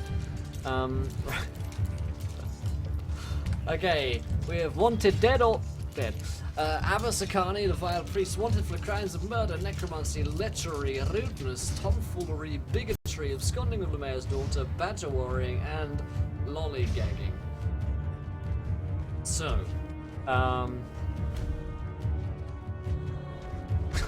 let's save that. And then let's save this. Just here. I can show you guys what exactly it looks like. Properly. Like we like to do, and we just grab this image here. So we made that one earlier. This one is here. Oh wait, this is where I should save it as a. I'm a fool. Save it as a PNG. Save it as a pung. And let me show you. Yeah. Here we go. Which one is the right one? This one. Cool. There we go. That's a bit better. Wanted Dead or Alive. Oh, that's fun. Good fun. Big fan. So there we have a Doomsayer poster and a Wanted poster. What do you guys think? What's up, Blue Dalek? Good to see you, my friend. If he tears Fruitly's downhill authorities to stop looking for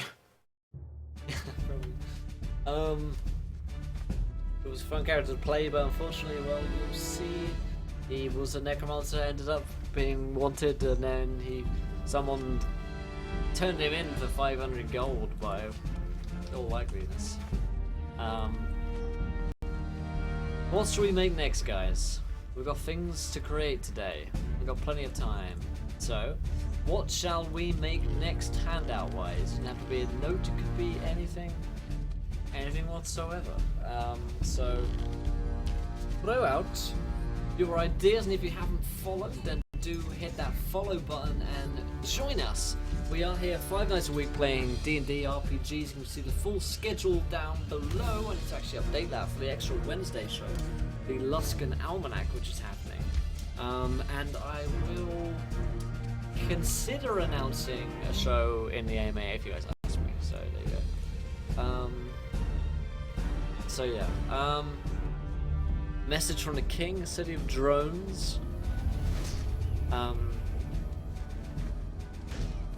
City of Drones. I don't know how I'd make that in a handout. Welcome. But thank you so much to Kapla for welcome, my friend, to the adventure. Right there next to his wanted poster. Welcome. You are a gentleman nowadays, Scott. So thanks for following. Glad that your son told you that D&D was being streamed. Hopefully you'll be with us another time. Let me leave the finger room. There we go. So, we could.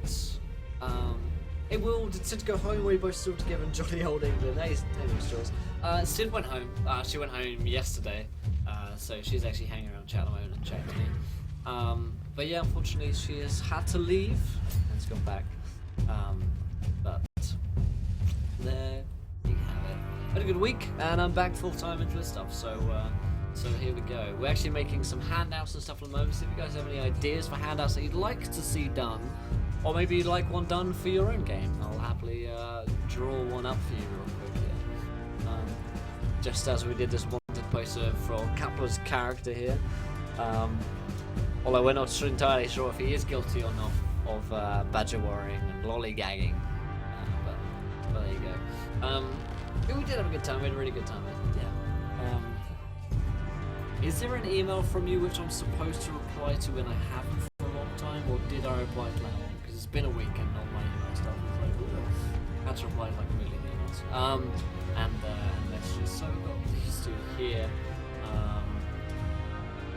And yeah, we've got an AMA coming up in just a little bit here. So we could do a message from the King, shouldn't we?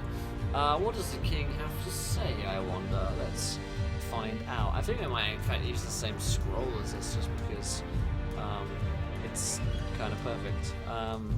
Just same kind of parchment stuff here. Just for this one. Right, there we go, perfect. Wedding announcement. Perfect. That is awesome. Right, let me just grab a parchment here and then I'll show you guys on stream. So this is just about kind of showing you guys, just adding a little bit of extra stuff to the game.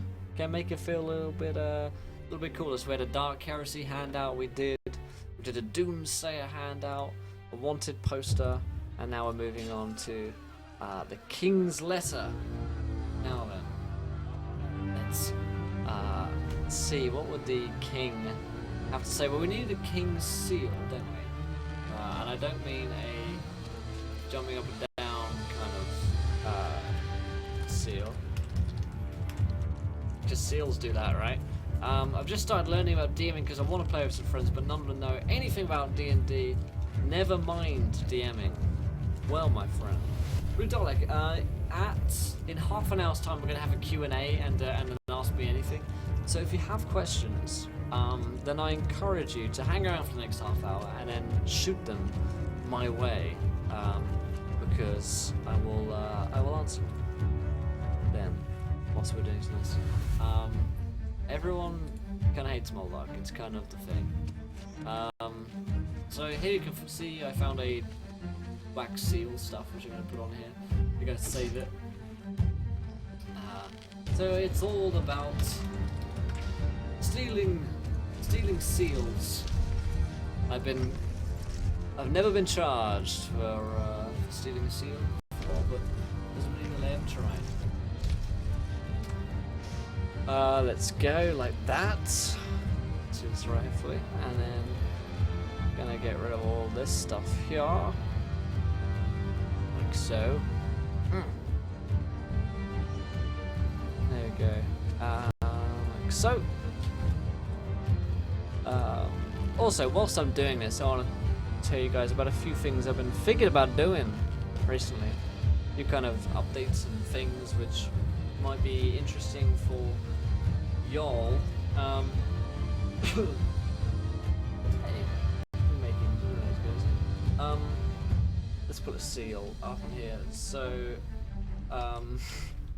it's interplanar dust. Moldog doesn't cry. Okay, I'm pretty sure he wouldn't be lying about that. I mean, why would he? It doesn't make any sense. We should like invert this, I think. I always forget how I do this, but like image transform, I think, like something like this. I always forget. Image rotation. Do it 180. No, 180. God damn it. I don't want to do 180. I wanted to flip it horizontal. There we go. So it's different from the other ones. Question mark roll? Can I roll, please? Let's do that. So like slightly different to the previous one, just so you don't have all of your handles the same, I guess. 1 inch dongle tray. Really? I guess we spent too much time here, but and kind of can be difficult. Those dung, however, remain strong. Now then, let's change this a little bit. Let's drop a shadow on it, why not? Let's just click all these buttons and see what they do. That's what I like to do. Pattern overlay, that looks horrible. Well, that looks okay. When you put the opacity down to like 1%.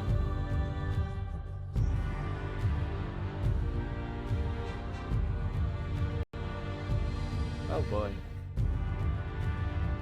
Let's put it down to 1. Makes sense, really. Yeah. Alright, let's put that like that. And what would the king say? I don't think the king would handwrite us.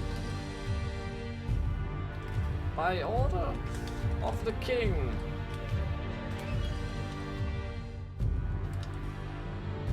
Oh, I know. It should be the sort of thing where it's like, what was the maximum amount of dumb crap I can add to a campaign? Unlimited dumb crap. We need to find a font that looks like a king, might write, like a old English font. Seal needs a drop shadow. Yeah, I agree. Let's drop a shadow on him. Whoa, shadow. Whoa. Dropped out of nowhere. There we go. That looks a bit sexy. Yeah, pretty much all of it. Look for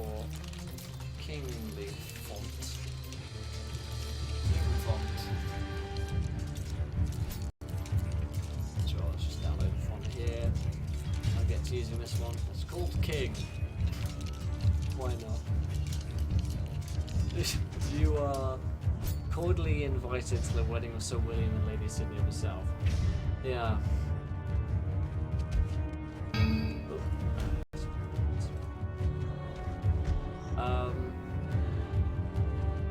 I don't know which one that is because Claude used it, but yeah, definitely that one, of course. God damn it. I'd probably go and mine if I needed to, but that would take too long. So you don't need to see all the terrible things I've downloaded. King font read yourself. And I'm just installing it now. Just installing it here, and then we can type a row and speak King. So, by order, this is way too big. That's what she said, Maracas. The King is a typewriter. Okay. He just has now. We're gonna have to deal with it collectively. Smart yet hip goats are required. True. I'll tell you guys a funny story.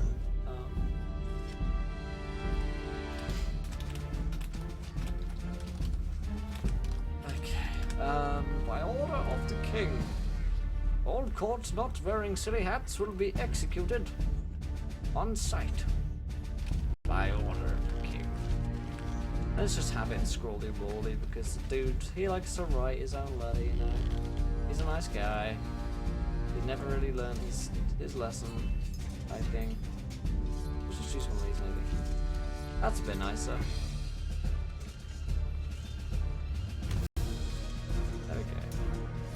That's a bit more kingly.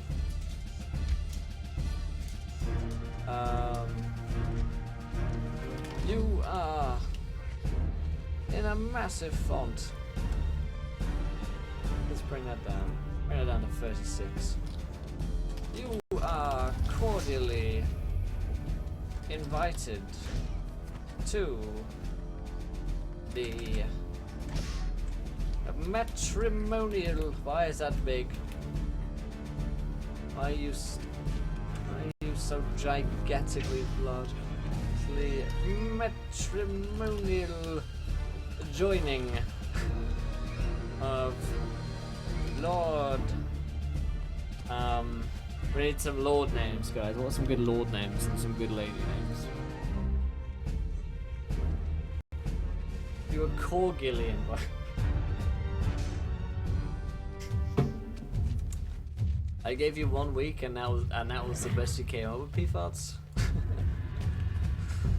What's up, dude?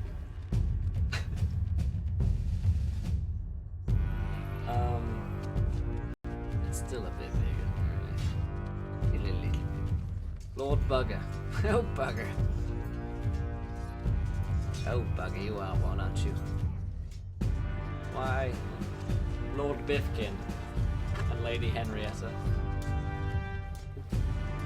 Photoshop, please.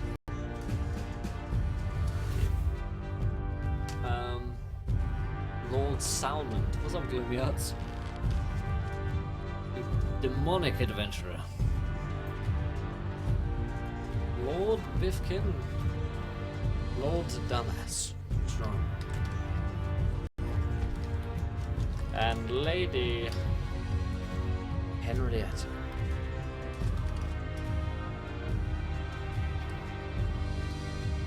You know, like the one reason it'd be cool to be partnered on Twitch would be so that we could play copyright music, and if tracks to be okay, that would be good. So I could play the song Henrietta at this point, and be hilarious. Feel the lyrics. Comedy gold it would be.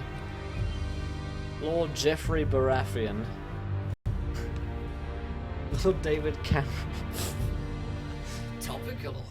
I like it. Lord Tax Avoidant. Lord Tax Avoidance, yeah. So, let's actually bring this bigger because I didn't realize you guys can't see this too well now. Let's bring you in 100%. Let's take it to the next level. Fame named Metropolis Jr., age 16. Where's Mitch? Killed him. Don't need him anymore. He proved his usefulness. And then his time of usefulness came to an end. No, he's just busy. He's got exams on this week. What is he in school? Yeah, he's got law school exams on this whole week, so he's not going to be on the shows. Other than the Breaking Kingdom, so he will be on the Breaking Kingdoms as per. But tonight he's revising hard and not retweeting my tweets. You little bitch.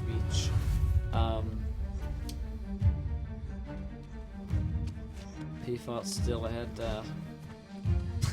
Oh no, Gareth's still beating it. Bam! That's close. Cordially invite the matrimonial joining of Lord and Lady Bifkin and Lady Henrietta. Please RSVP. No, you are to attend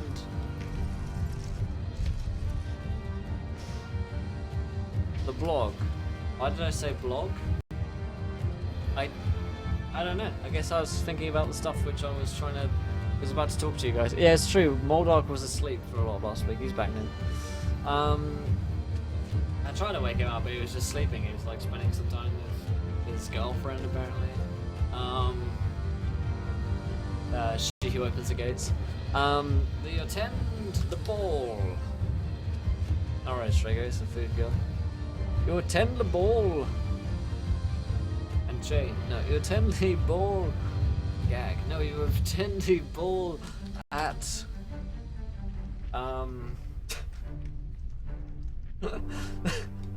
Lee. Wow. Royal Palace. Man, that's pretty. He had to reset any ethereal plane who reset pretty much. She opens up. Man, so if you guys didn't watch season 1 and you're a scrub like Gareth, and doesn't get the reference to She Who Opens the Gates, there is a character who is Moldog's demon girlfriend, or person, or wife, or technically sister, called She Who Opens the Gates, and she can indeed open her gates, but they're demonic portals. So I don't want to change the color scheme to improve performance. Sorry, Windows, but you can fuck off, right? You attend the Royal Palace or be executed.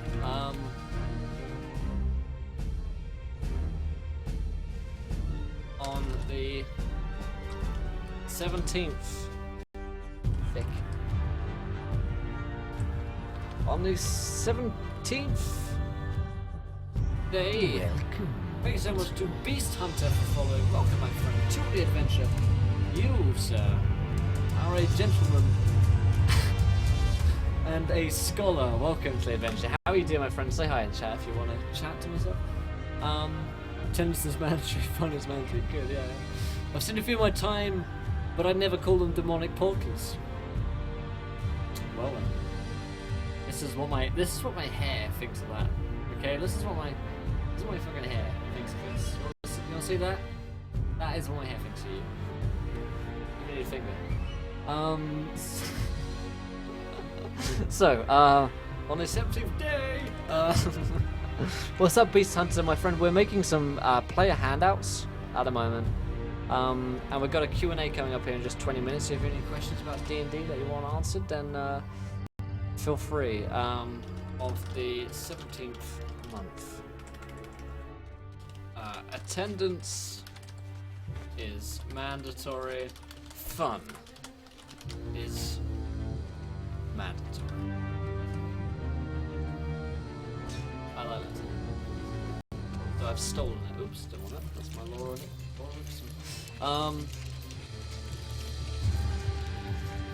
See what doing, player.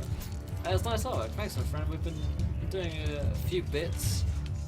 We made a wanted poster here for Avasakani, the Vile Priest. We made a Doomsayer handout. The end is nigh. And then a Dark Heresy handout for a Dark Heresy game, which I'm currently writing. Seal. 17th day of the 17th month. Sounds reasonable to me. So, I'm actually gonna bring this over a little bit here. We need a name for king.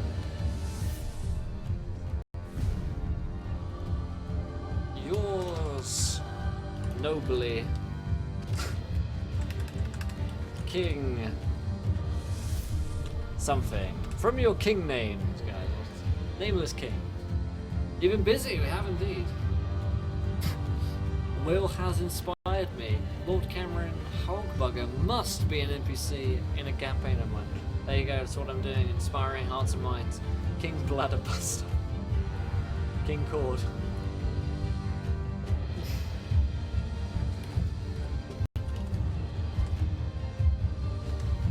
King Cord indeed. King Kong. King Better. King Rowan Blackadder. King Picklesworth. How many pickles is King Picklesworth worth, however? That is my real question. King Torok. See, that's the first. See, what I like about Beast Hunter, guys, he's the newest guy in chat, and he's coming up with real suggestions. He's not coming out with King Rowan Blackadder. Give him a week. Give him a week, and he'll be coming up with King Picklesworth like the rest of you guys. The trolls. I can't do the trolls. That's quite the pickle. What's up, Claude? How are you, my friend? The third King, first of his name, King Kardashian. Very well played. Very well played. King Cod. First of his name. 17th of his stature. King Aling. You actually got it right? Everybody says it wrong. Well, that's the way you followed, right? You follow for all the correct pronunciations. You see, I don't know if you are Beast Hunter, but I'm English. And here we pronounce everything correctly, and the Americans are wrong. King Kanye Blowhardest, wow. Elvis Presley. Thorfinn the Mighty. No, he's the first of his name, despite being Torok the Third.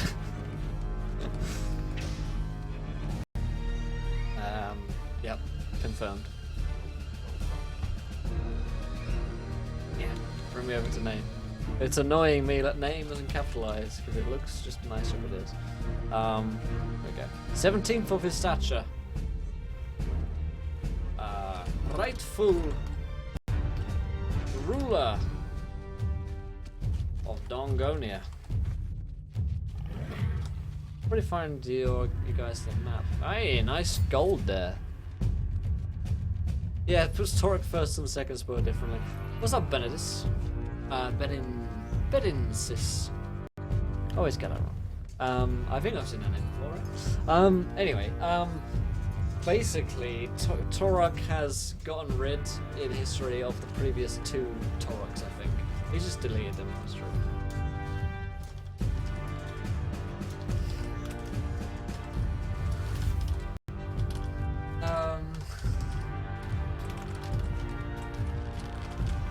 King Torok III, first of his name. For 17th of his stature. My birthday is 17th. Good number. The best number. You guys aren't aware? You're new, or you just have no idea where the joke comes from? I might take a photo actually tomorrow and show you. That sounds dangerous, doesn't it? Not King Torok the 17th. He comes later in history. Conqueror of the 17th realms. The music is a bit loud. I'll turn it down, my friend. There you go.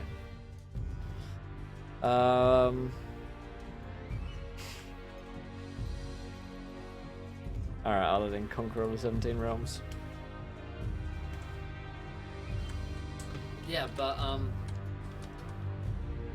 if you wonder where like the joke of Will's Donga comes from, well, there is downstairs in my window a gigantic penis on the wall. In the window, actually, it's in the window. There's this giant inflatable penis, I stole it from a club when I was very drunk one time, and it's there now, and so it's known as Will's Donga. So it's actually a real thing. I don't know how many of you guys are aware of that. And the joke about 17 comes from 17. We always say like the best number for the perfect number. Comes from back in the day when I played a game of Thrones. Oh, I'll give you more info on that, Kaplan, don't worry. Back when we played a game of Thrones with James and some of the older crew. James would always ask me about like information about the game, and I just tell him 17. He's like, "How many troops are doing this?" And I'm like, 17. What is this? This is a King's letter. There we go. Wanted Will stealing a dong. It's literally in the window. If I could take this webcam and bring it downstairs, I could show you guys, but I'll post it to Twitter and put it on Facebook. I'll take a photo and put it on Twitter and Facebook too, who gives a fuck. Imagine a proud captain showing his proud disposition to penis, the sperm whale hanging out his mantelpiece. Exactly, that's what I did. Seems good. Good job, Will. Thanks, Peace Hunter. You're new here, but I like the way you're talking, my friend. I like the way you're talking. Alright, so let's save this. Just as a punch. Save it. Oh, thick.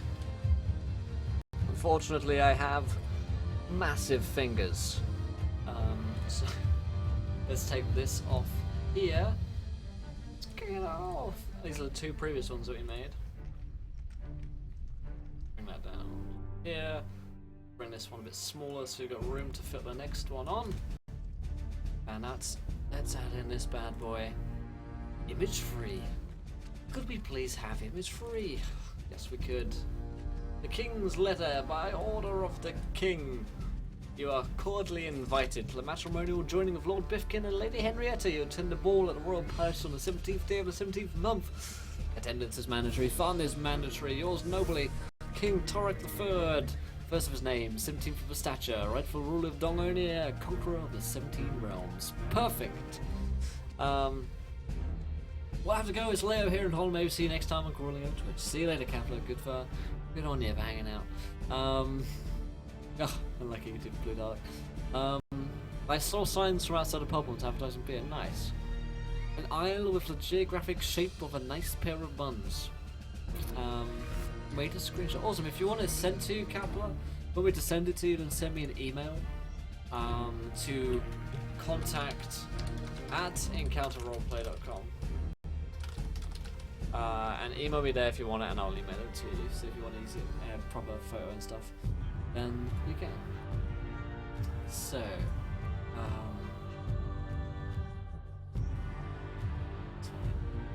right. Welcome back, Jess. What is up, girl? What is new? We took a heap of orange cones from our roadworks, blocked off the local hangout spot where we would go hook up. Why would? Oh, nice. It was like I took a moment for me to process all that. All right, so we have you crazy Australians, and I think I'm right in saying it for Australians, right? So we've got the three things here that we've made. I think we've got some nice looking handouts. I think I quite like those. Pretty proud of those. So I can use those in anything really, just to throw them around, slap them about people's faces, and then especially, let me show you guys these ones. I'll put them on it. You know what? I've got a great idea. I am just full of great ideas. I know. I'll add them into a slideshow so you can see the Dark Heresy ones that we've made. just drop these in here. Let's just put all of them in. All the handouts that we've made today. Pop them up here. Throw them on screen, and these will change over time to the different stuff that we've made today on the stream. I love the long title, it's great. We were trying to don't judge. Oh, I added the wrong one on there. The poster or JPEG can be removed. So let's move on just 10 minutes early to the next section. Going to get a drink here. 17-inch decrees in everyone's face. The only way I'll have any decrees put in my face is if they are 17 inches wide. Girthy. So, secret is 16 inches strong, lad. Be careful, Nightmare. That is a permanently bannable offense in this chat. Let's move on to the Q&A AMA section over there. So, do you guys have any questions? I certainly hope you do, because we've got an hour to just talk all about your guys' thoughts, feelings, and emotions and questions. So I know you guys like to chat about stuff with me, so if you want to catch up a little bit, you can ask me anything. Feel free, and I will answer your questions right here, right now. Bruh, it's cold today. It's been really, really cold today. In England, actually. Pork or lamb? What's your chop of choice, lamb? Probably a lamb chop. Oh. I like how we're getting to the real gritty questions straight away. The questions most people are too afraid to ask, really. Karate swords carrot. So, feel free to say karate chops, indeed. I mean, yeah. So you got a question, Beast Hunter? Well, I like the sound of that. Feel free to ask it, and I will do my best to answer it. So some of here a future and some medieval are like 2 RPs. So are you talking about what the show is, I guess? So you're asking about the different shows that we run, right? So on Sunday we do this Dungeon Masters workshop, which is like, you know, walkthrough kind of helping guide stuff. Mondays is Numenera, which is Solace Reborn is the campaign. I'm using the Cypher system to play that, the Numenera system. That game is set in the future. It's sci-fi, we've got spaceships and everything. And then the rest of them are traditionally D&D fantasy stuff. So the Broken Kingdoms is it's homebrew D&D. Curse of Strahd is the latest book out from D&D. Thursday is Nairwood, which is a game that you can actually join in and play on. So one thing which is cool about our channel is every single Thursday someone can join in from chat, anyone at all, a bunch of people can join in, and I will GM a game for you. So if you want to play on the stream, then you can do. Interaction, I know, yeah. Did I miss any crazy big news? No, I haven't, but I have said this is an AMA, so if the question is asked, I will answer. You ever toyed with building a system? Yeah, I have actually. There was a point a few months ago where we talked about the possibility of us doing that, just as like a channel or a body of people, because, you know, Mitch and myself, we're all kind of creative people. We like writing. You know, I do this full time. I thought about it. It would be like a really, really big endeavor to do, because I've doing the playtesting stuff on Sundays. We've kind of seen a lot of Kickstarter campaigns. We've seen a lot succeed. We've seen more fail. That's just the nature of trying to kickstart RPG games and stuff. If we do it, I'd want to do it properly. And I have to talk to Mitch and Gord about it. It'll most likely, we end up talking about it at some point in between all the other million things that we're doing at the moment. It'll most likely happen So we'll start talking about it in May because that's when Mitch gets off from all his exams and stuff. So you know, if talks like that end up happening, it'll be next month most likely. So yeah, could you tell us any great stories of improvisation on your part in a game run by you? Yeah, let me think about that real quick. One sec. Some great improvisational moments earlier. I'm trying to think of some great ones. Most of them are awful. Let's think of racing games. It's been a week since I played, so my mind isn't completely on the thing. Let's go and look at my YouTube channel. Did you guys know I had a YouTube channel? Let me go show you it, and we'll go through some stuffs, some things and stuffs. Put it on that. I don't need that. So, I don't know if I should be showing it actually. Whoops. Okay. Not that it really matters, but I don't know if that has like passwords and shit on it. I don't think it does. Okay, let's bring this on here. 1 second, image slideshow. So let's get a Roll 20 on thing. Let me just go through all the campaigns that we run stuff. If you guys don't follow us on YouTube, you should. We have 911 subscribers at the moment. Woo. So you have all the different shows down here. So this is Solace here. It's the Broken Kingdom stuff here. Curse of Strahd here. Woes of Nairwood. Most of my improvisational stuff comes in the Woes of Nairwood. So I think in episode 6. Let's look, which one was this? Oh, this is one with Claudon. We fought a... That's a weird thing too, isn't it? We fought a giant octokraken, and that entire episode, like most of these Nairwood episodes are just entirely improvisation. If you want like a funny clip of improvisation, then this is a kind of funny clip. There we go. There you go. There we go. And let's put that back. It's like Claude, yeah. Yeah, you should play again, dude. Just send me an email or something. Night Nightmare, thanks for going on, dude. Quentin on doing it 24-hour stream is good. When is the next Luskan Almanac episode? Is Wednesday. The only reason we didn't do last Wednesday or this Wednesday was due to me being off for the week, so I only streamed once, and I ran that by Keith and Paul, and they're like, yeah, dude, take the week off, dude. So yeah, I have the best idea for Sword. Gwen, have you watched the latest episode of the Broken Kingdom campaign? Because that all came out about Sword. I don't think you were there on that episode. The gold tempts me. The gold, it calls to us. How long have you been DMing? Something like 10 years. 9 or 10 years. Question regarding hot exclusives, still under wraps or cool to talk about? There are some hot exclusives I can...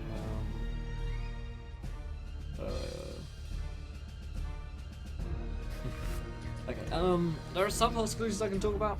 Man, I'm suffering here. Any cool things on the way? Okay, and I'll get to your rules question in just a second. Keep asking questions and I will get to them. It's best if you kind of ask them in advance and I'll go down and read them. 24 stream, yeah. I need to upload all 24-hour stream actually. I should probably do that at some point soon. Any cool things on the way, sort of stuff I can't talk about, but I can talk about if you guys ask me. Yeah, there's cool stuff on the way, so let's talk about that. I don't think I have any artwork I can show you. Oh no, I do have artwork. Oh wait, this is going to be some like major reveals actually. This is going to be, I mean, well, I've talked about it before, haven't I? I've talked about the fact that I'm doing this full time, and so there are going to be a bunch of new shows starting. And I made this earlier. It's not completely finished. It's just like a tentative new schedule, which is going to be happening. So here you guys go. So this is what the new schedule is going to end up looking like soon. The only thing we don't have is show name for the Sunday, but I think I do have that now. I just need to change it. So this is like the banner stuff that I put on the schedule. So Sunday we're going to be playing an open legend game and a D&D 5e game. So there'll be an earlier show and a later show as per usual. Monday is going to continue with a new game which we haven't confirmed yet. That's yet to be revealed. Tuesday we're going to be playing Dark Heresy and D&D 5e. So it's going to be a evening show and a night show. Wednesday, Luskan Almanac and the Curse of Strahd. Thursday is going to be Tinker's Tale and the Woes of Neilwood. I'm not going to tell you guys too much else about Tinker's Tale and what it is, but it's a D&D 5e game, and there are some cool players on it who I won't yet reveal, as well as Tatter's Fates. I tell you guys this much: this Dark Heresy. That's why I've been doing all this cool data slate stuff. This is why I've been inspired this afternoon just to be doing all this data slate stuff and all this going on in the background there. So that is happening. We're getting some oohs. We're getting some oohs and some ahs. I'm never going to sleep. Stepping a game up, yeah. Pretty much, yeah. So we're going to be doing a lot of shows, and that's not all of them either. I can tell you that much. There are going to be more shows, more things. Later beloved. Ooh, there we go, much better. Let me get to your question, my friend. Let's see. What the fuck is a YouTube now? My first D&D game I played as a drug-dealing, chaotic good cleric. Met a few of those in my time. Did I get to your question? I don't know if I did in the end. If I'll ask it again if I haven't answered it, because I'll probably miss it. Hey, did you encounterers ever run Tyranny of Dragons? I've made my boo-boo in my group, like, it's proving increasingly problematic. One of my guys at start, and it's chapter 3, a member of a cult. Until that point, he got fired by a cult character trying to edge him away from the dark side. So much, but I don't want to force any ideas. I can waffle more if waffle is needed. Waffle is always a good thing. So you are a member of the cult, and you get fired from the cult.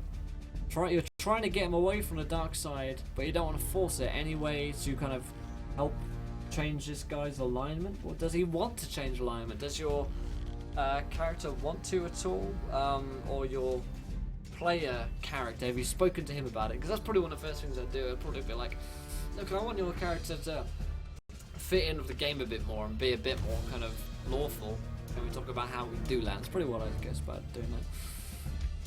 We're factoring in this when it comes to Georgia this summer. Yeah, I'm going to be taking my computer with me to Georgia, so we'll be doing that. So the shows will continue, which should be cool. So I think there's like 1 week where I won't be doing stuff.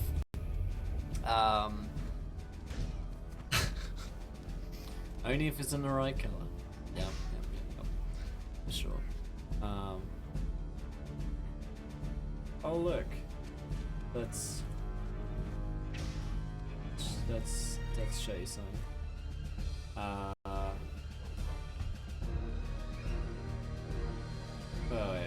Wait.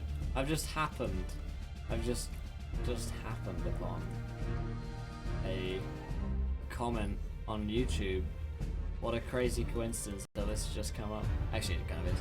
Great episode, guys. Nice to see some other D&D content on the YouTubes. What a nice guy, Gavin Flynn.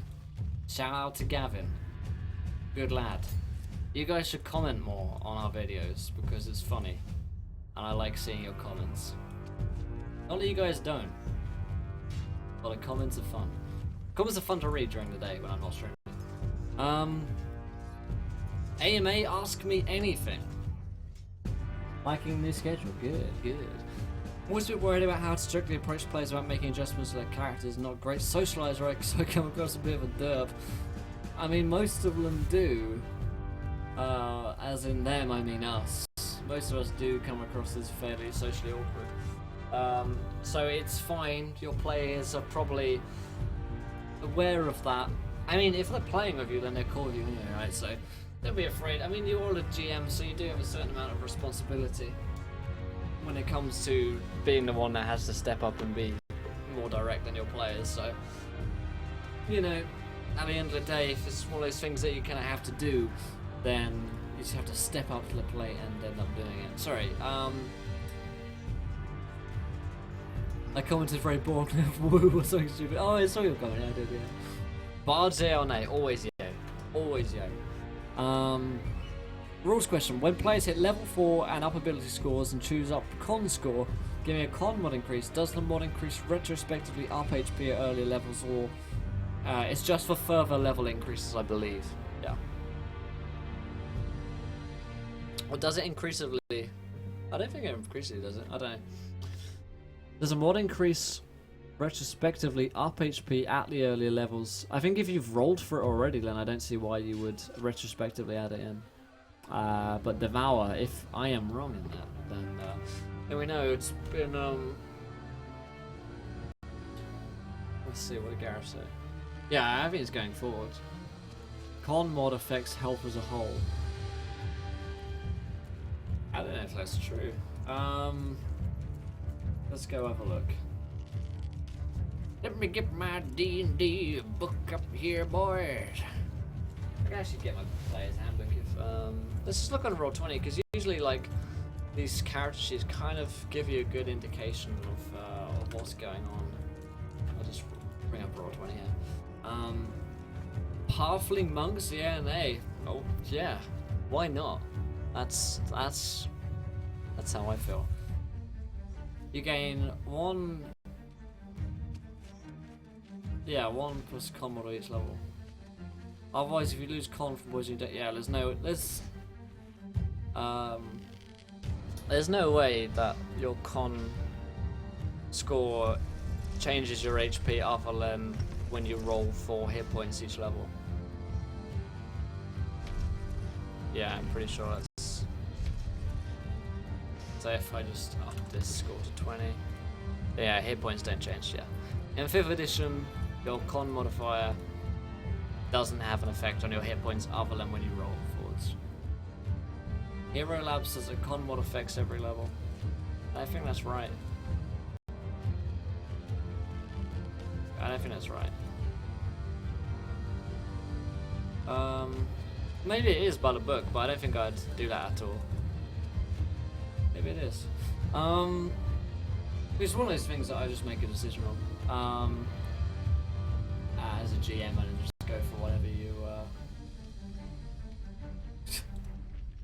The story need to be shared. Quote 58. Will waves a meaty fist. Honestly, I don't remember which that one was. Do you guys remember what quote 58 is? When I shook a meaty fist. I think meaty fist might have been me in a tavern being a drunk dwarf, and he shook a meaty fist at someone.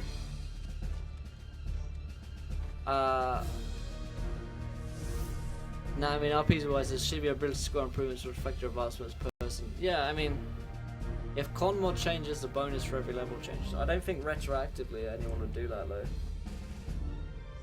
I think I read somewhere when you gain 2 con points, your hit points change if you had that con for every level gain. I mean, someone showed me a page in the player's handbook where it says that, and then I will believe that. Honestly, it doesn't really greatly affect my life in any way at all, to be honest. What I would do is, in the future, I'd have it in, because it doesn't make any sense to me that just because your con thing went up, then your previous scores would go up. I don't know. And then at the same time, I also care very little about the small things in D&D. But if you guys want to know, find a page reference in the player's handbook, and we'll find it. Welcome, mortal. Page 15. Thank you so much to Stinger Nick for following. Welcome, my friend, to the adventure. You are a gentleman and a scholar, so thanks so much for following. Let's go find page 15 in the player's handbook, and we'll set this right. 2 seconds.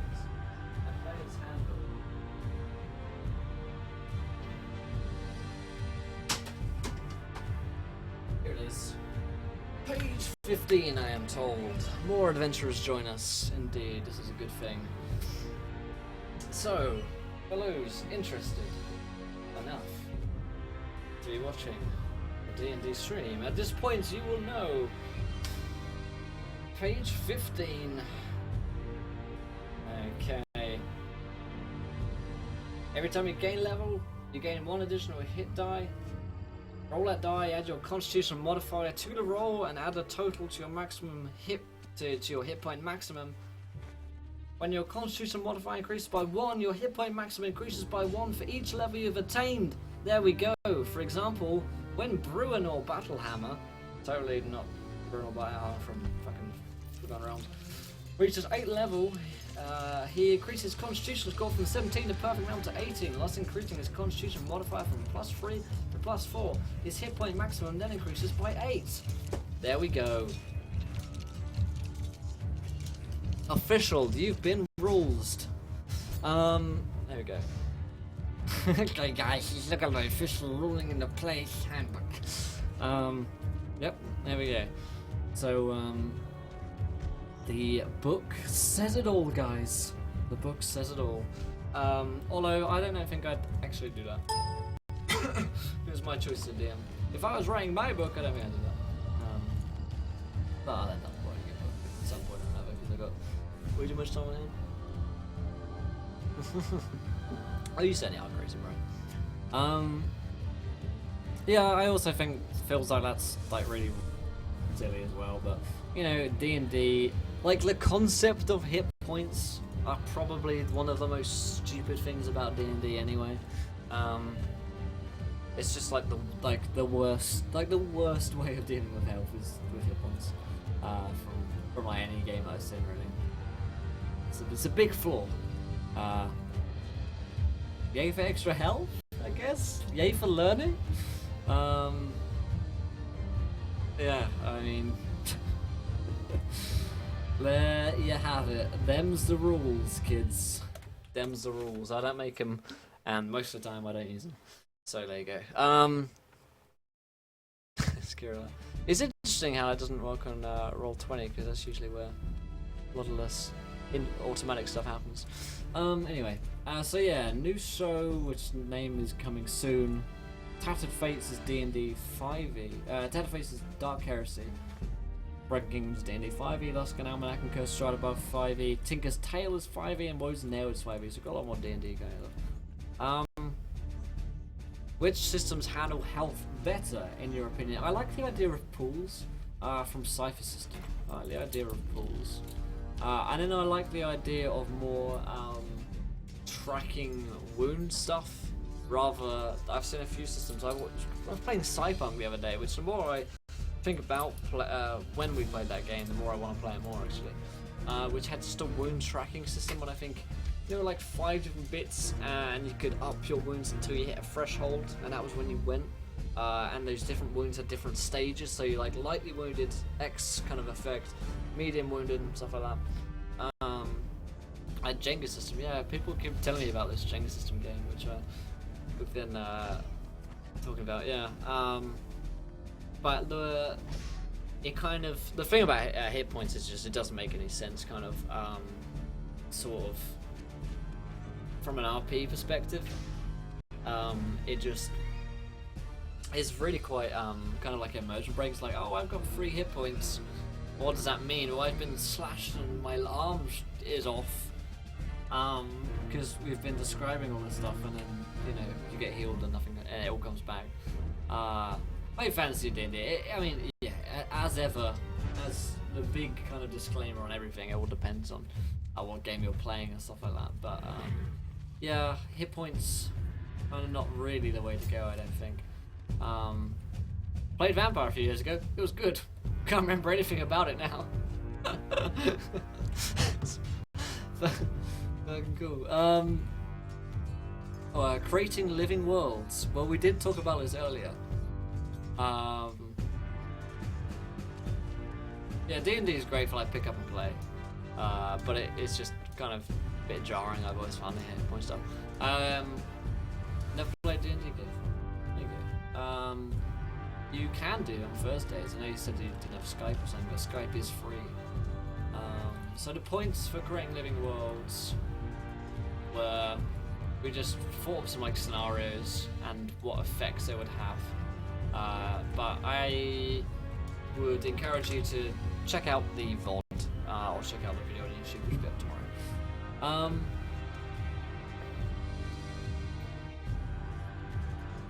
I don't understand other words. Because you have played D&D. Okay, gotcha. There was one. Good run. Thank you for the great phone. Good night, Kira Hawk. Thanks for stopping by, friends. Good to have you. Good to hear from you. Vampire Masquerade System for Wounds. The Fate Core System for Wounds. Similarly, I think that's basically what Cyberpunk uses. It's good. How do I deal with DM block when you have players wanting to do or even doing crazy things when players are great fun but can be nuts? I guess maybe that's the alcohol. I don't know. Trey, you should play with us on Thursday. How do I don't really know. I think like DM's block is like any writer's block. You just come at it from a different angle. So like I play the guitar, write music and stuff like that for bands. And if I'm like having trouble doing one type of way, then I try doing it a different way. So like process changing is good. So like if you're doing this by making lists, if you DM by making lists and try and make like a spider diagram, white to the blue, yeah, Scottish. Spider diagrams or just throwing stuff at it. I don't know. Sit and think more, and I think DM's block is pretty much a very real thing. Like any creative block, it's just people do get into jams occasionally when trying to be creative. It's just anything when you're being creative, coming at it from a different angle, and if your angle is sitting down, watching more stuff on the internet, then there you go. Skype is free, Beastons. Just saying. Plans for more D&D 20 dating? Yeah, sure. Probably at the end of the month or next month. Me and Sid, actually.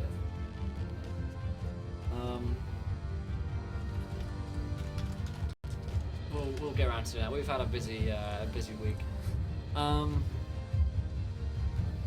Yeah, go into your modules for new story and character ideas. Plans for the April Patreon supporter stream. I'm still finalizing a date. It's going to be the end of April, towards the end. And yeah, the confidence thing, yeah, for sure.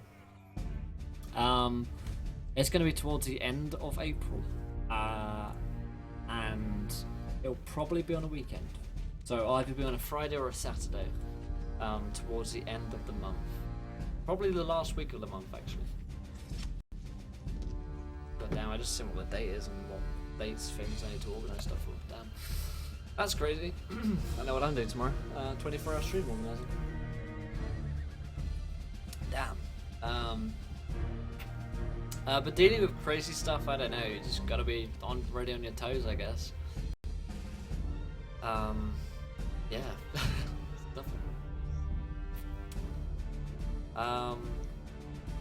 So yeah, I think on the Patreon support stream, which we have now done, we've now reached the goal, which 200 big ones, your American dollars. We're gonna be playing some fun games, some games like Cards Against Humanity, some other silly internet games, maybe some Quiplash and stuff like that. And it will probably be R-rated, because Cards Against Humanity just is. So be aware of that. But if you want to support us on Patreon, if you want to help out and you want to be on that stream, one of these fun kind of gaming streams, silly end of the month Patreon supporter stream, then you can do for just $1. You can pledge, get a cool maps of $5, but you also get our Patreon newsletter just at $1, which is the kind of baseline stuff, which full of all hot exclusives and news, which are unavailable anywhere else. Unless I accidentally drop them, but I'm pretty sure all the hot exclusives are actually in the newsletter this month, which is exciting. So yeah. Let's have crazy wonderful friends when they come back to DMing for adults rather than school people. It's just that they come on and kind of roleplay. I think they might give Will a run for his money and silliness. Well, I like to see that happen. Tabletop Simulator, please and thanks. Good night, Claude. See you later, buddy. I will see you soon. Have a good one. When 24 hours are announced, it's not announced yet. I will announce it soon. Yeah, flip through Monumental, throw some stuff in. Reskinning is a big thing. I always talk about reskinning. Yeah, you definitely can. You definitely can, Trey. You can throw your disadvantage advantage, and I encourage more patrons to use your Patreon stuff to give players advantage and disadvantage. All you need to do is put a message in the chat or just whisper me, and you can use your advantage, disadvantage, or nat ones, nat 10s, wild magic surge and stuff like that. So use more of those, and they live against the island on the broadband lines and interruptions. Man, that sucks. I know that feeling. It's only until I moved up here in Birmingham I've actually had fairly decent internet. What do I mean good mic for D20 dating? I mean a microphone which doesn't sound really bad. Something that you'd listen to if you were watching a stream, basically. So if you're all kind of crackly and then you might want to upgrade your mic. I mean, a good mic is only like £10, £15 or something like that. So it's fairly doable. But damage commented on LA's video. Probably commented and they did. I'm triggered, guys. I'm triggered. It's Ian Fife. Good one, Ian. Cheers, lad. Start filing away ideas. What's up, Tesla? I will get to your stuff, my friend. I have a general question, to be honest. How do you feel players' silence? I feel like my players just don't do character well. I guess that's a question of how do I make my players roleplay more in a general sort of thing. Is that what you're asking, or are they just in person not talking much? Because it may well be like this is kind of people that don't talk too much, and I've met players like that. I've played with players like that. People who just don't talk too much. But if they're not talking, they're probably just not like too comfortable at this point. Maybe they're new to the whole role-playing stuff. Yeah, I agree with Dan there. If you could just drop different parts of modules in, just steal the hell out of them. You watch, like, you're watching an Encounter roleplay stream, you think there's a little scene which you think is good, just steal it. You know, you go watch a film and you see a scene and you just take that and reskin it. You read a book and you like a bit in that and steal it. In game I talk to them a lot and they're really chatty when playing formats. Yeah, I've been in a similar thing. How to help new people roleplay more? Yeah, that's a good question. It's one we get a lot, but it's a very important one. So people who are very chatty around you and you go and play actual game and then not so talkative at all. They don't want to roleplay in that sense. They respond more how they would do than discuss. I mean, that is sometimes just a preference in player. Like there are some people who will roleplay, but they don't feel like roleplaying is doing voices and acting. And that's a perfectly valid way of doing it. But if they want to, I mean, there's probably something you should approach them about as well. So maybe you want to approach them and be like, do you want to like end up doing more of this when you feel more comfortable? Would you like to be doing more role-playing stuff like this? Because it may well be that they actually enjoy doing a kind of stuff out of character. Like I know a bunch of guys that they are some really strong role players, but they end up they don't do all the stupid voices that we do, and they say he does this, and this, and this, and they have some really intense role play. Brian thinks the easiest way to encourage people to role playing characters as DM always being character, use voices actively. Get comfortable with you doing it. They'll be comfortable trying themselves for sure. They're self-professed role play lovers more. Okay. Yeah, I think Brian's certainly right there. If you're doing it, to be better role players, just do it more for sure. Yeah, if you're in character, if you feel comfortable kind of setting that scene, you in character, then they'll feel more comfortable doing it. But presumably you've been doing that already, so that hasn't really been working too much. Keep doing it is certainly a good thing. But I understand that you want to set good habits for those good habits to blossom into really good habits rather than continuing with quote-unquote bad habits. Or, you know, things that you ways that you like to roleplay. So, one of the things that we always say is kind of asking questions in character. How do their characters not just feel, but how do they react to something? Because there are times and scenes where something happens, something big happens, you know, someone dies, a dragon flies into the city, there's a royal wedding. Something suddenly happens, but the players don't necessarily get a chance to respond in the time that everything's happening. You know, there are 4 different players talking and playing and stuff. So it's worth taking a time if a player in particular or a group of players aren't necessarily responding, is you can go proactively ask them how does that make your character feel, because one of the things that they'll find is that go for the backstories, asking about the character, how they react. Me too, Nick, me too, mine's been bad. Mate, if you haven't checked out our YouTube channel, there was a few scenes where I really struggled with a Russian and Scottish mix on Curse of Strahd. It was just 5 or 10 minutes where I just couldn't get out of it. Accents are difficult. What was I saying? But yeah, one of the things is that players don't always want to vocalize what they say, because, you know, people who are not comfortable with role playing generally play characters who don't talk too much, or who, you know, they'll end up playing the kind of, I play the librarian, I play the scribe, I play the quiet guy in the back. There are very few kind of like, you know, quieter players when it comes to role playing who's like, I am the boldest knight in the world, I am the biggest bard in the world. It's usually kind of they tend towards playing characters who don't have a reason to speak, or have a reason not to speak. And so asking them how they're internalizing that is a good way to do it, because then they're not having to interact necessarily with the whole world, which they're not yet comfortable with doing. So getting them used to the thought of what their character is thinking is a good idea. How their character's reacting, like physically as well, is another good one. How do they, you know, someone goes to shake your hand, do you react physically? You know, because some players won't necessarily do that. At some point, you just have to let them play their own way. Style differences is something you shouldn't expect to change. Same for DMs. I think that's true to an extent. Yeah, good night, Gareth. Have a good one, my friend. But I think Romanian voices anyway. Well, I wouldn't know the difference. It's definitely runs some Strahd. I feel like I may be expecting more, but it feels like they have no characters themselves, regardless of they're playing.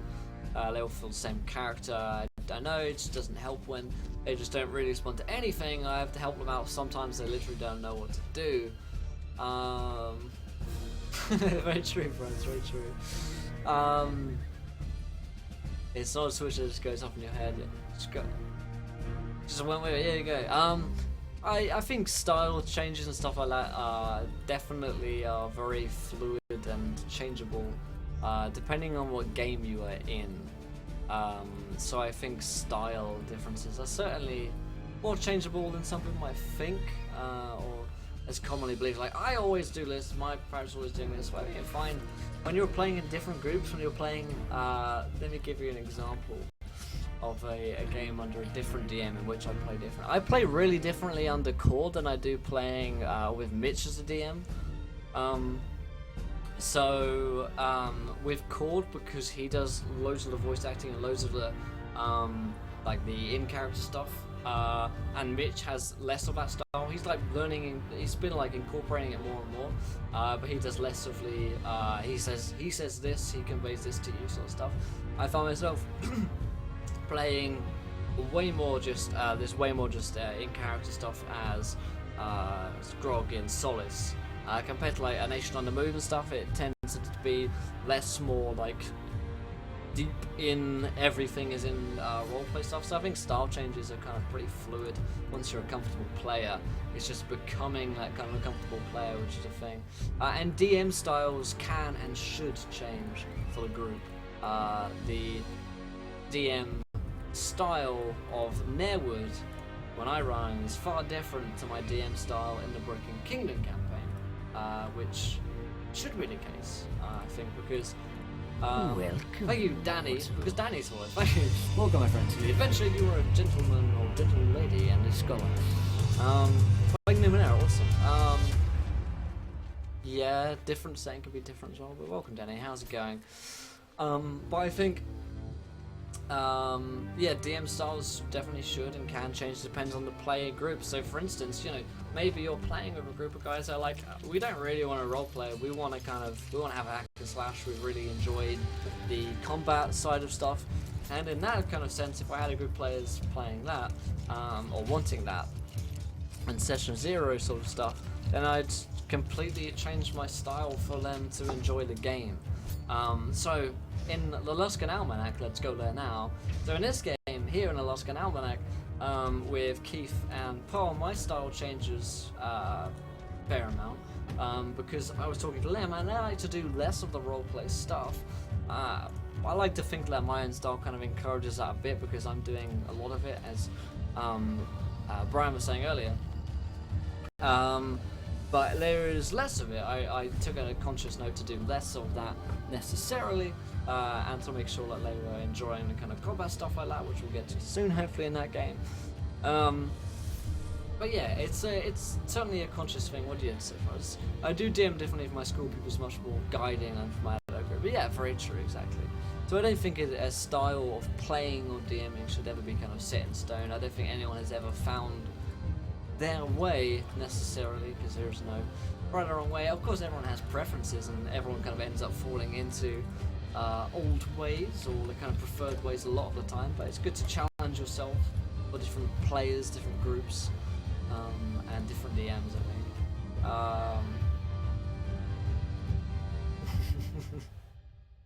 Yeah, that's funny. So, new and era, I think in terms of different settings, that can be daunting. Sometimes, like, throwing them into a completely new world which they have no prior experience of. I understand that can be kind of scary for players not used to the world, because they've been used to playing D&D. One of the worst things, though, is getting a group of players who have just had, like, a really bad DM, or like not even a bad DM, but just a DM who's had such a different style to you for ages, and then they make the switch and they've got a bunch of different expectations, and you've got to kind of try and change those expectations, or, you know, reset them. Yeah, I agree with the Val that you can, yeah, that's a short time to fit a game into. But yeah, usually after a couple of sessions you can tell kind of players are like. And kind of what they want. Unless you have a session 0, indeed, yeah. Session 0 is a good fun. Unless you're like, you know, sometimes you're really familiar with players. After like years and years of playing with them, you don't always feel like you need to have a sit down talk about every single thing that you're going to be doing. Yeah, certainly there are groups that you get comfortable enough.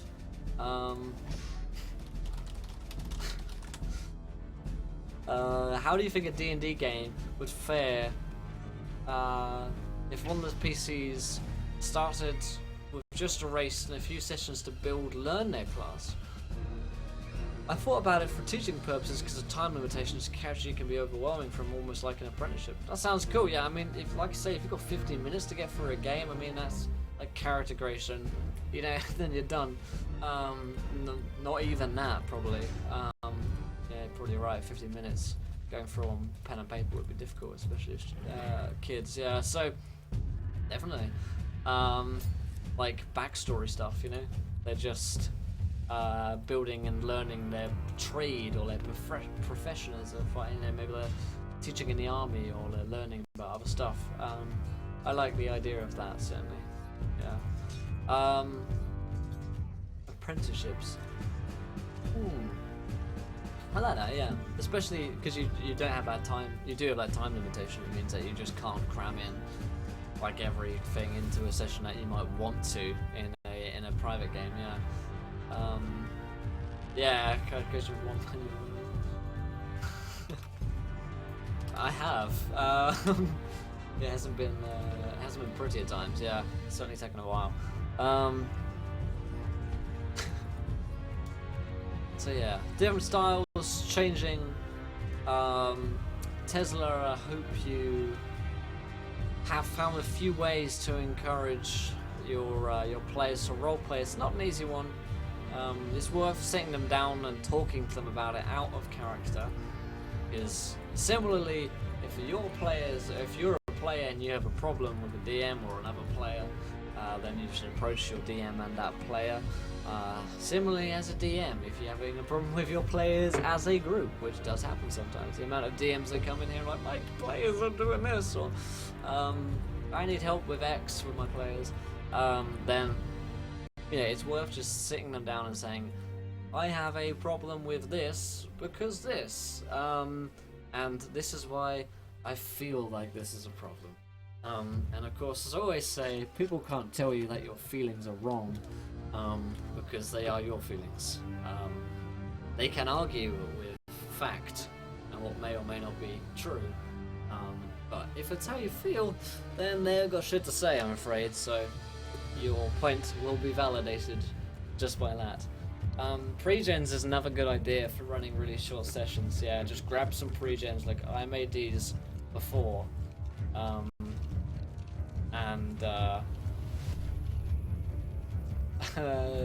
Stinger says, gotta go, I'm caught up on your Coastal Strahd, so I'll try and join Wednesday, or I have to surreptitiously watch at work. Okay, no worries, Nick. I will see you Wednesday, my friend. Have a good time. Good evening. Good time at work, hopefully. Not too much of a slog. But I don't mind that idea of building and learning a class in like the first session, adding stuff in through the game. It sounds interesting. Like, okay, you've gone out and you've done this, and you've learned new skills. Now you have proficiencies in these skills, for instance. I think that'd be quite interesting. Yeah, that'd be worth doing at some point. I've been reading up in Dark Heresy recently. I'll show you guys what I've been reading at the moment. Why do people message me on Steam? It's not a thing anymore, is it? Let's just drop these away real quick. I'll add in Roll20 stuff you'd see. In fact, it's going to be some Dark Heresy 2nd edition core rulebook. I'll show you. There we go. He says as it doesn't work. Okay, let's just add in a new one. Add in a new window. Like here. There we go. Oh, blimey. Oh, blimey. Oh, there we go. Oh no, it's covering my beautiful face. Quick. Ah. Save it. Oh god, saved.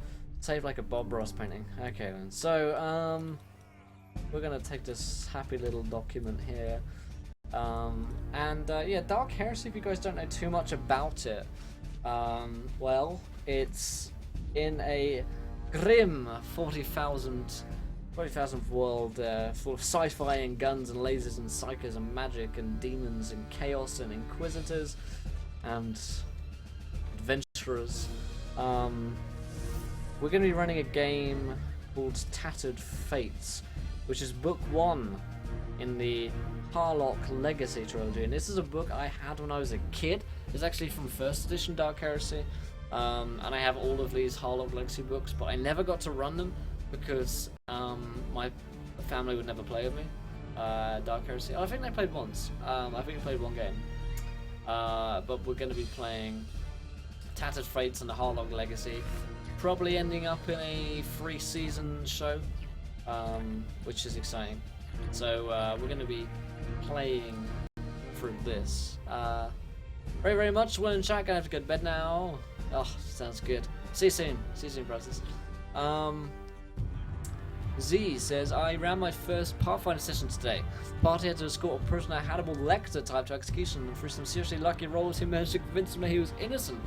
Party dynamics changed a lot after that. All too hungry. If I go to bed at 8, be up and awake maybe by 5:30 for the street in a few days. There you go. No. See you soon.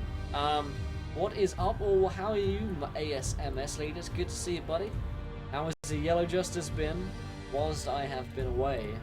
That's my question for you. Is it on fire?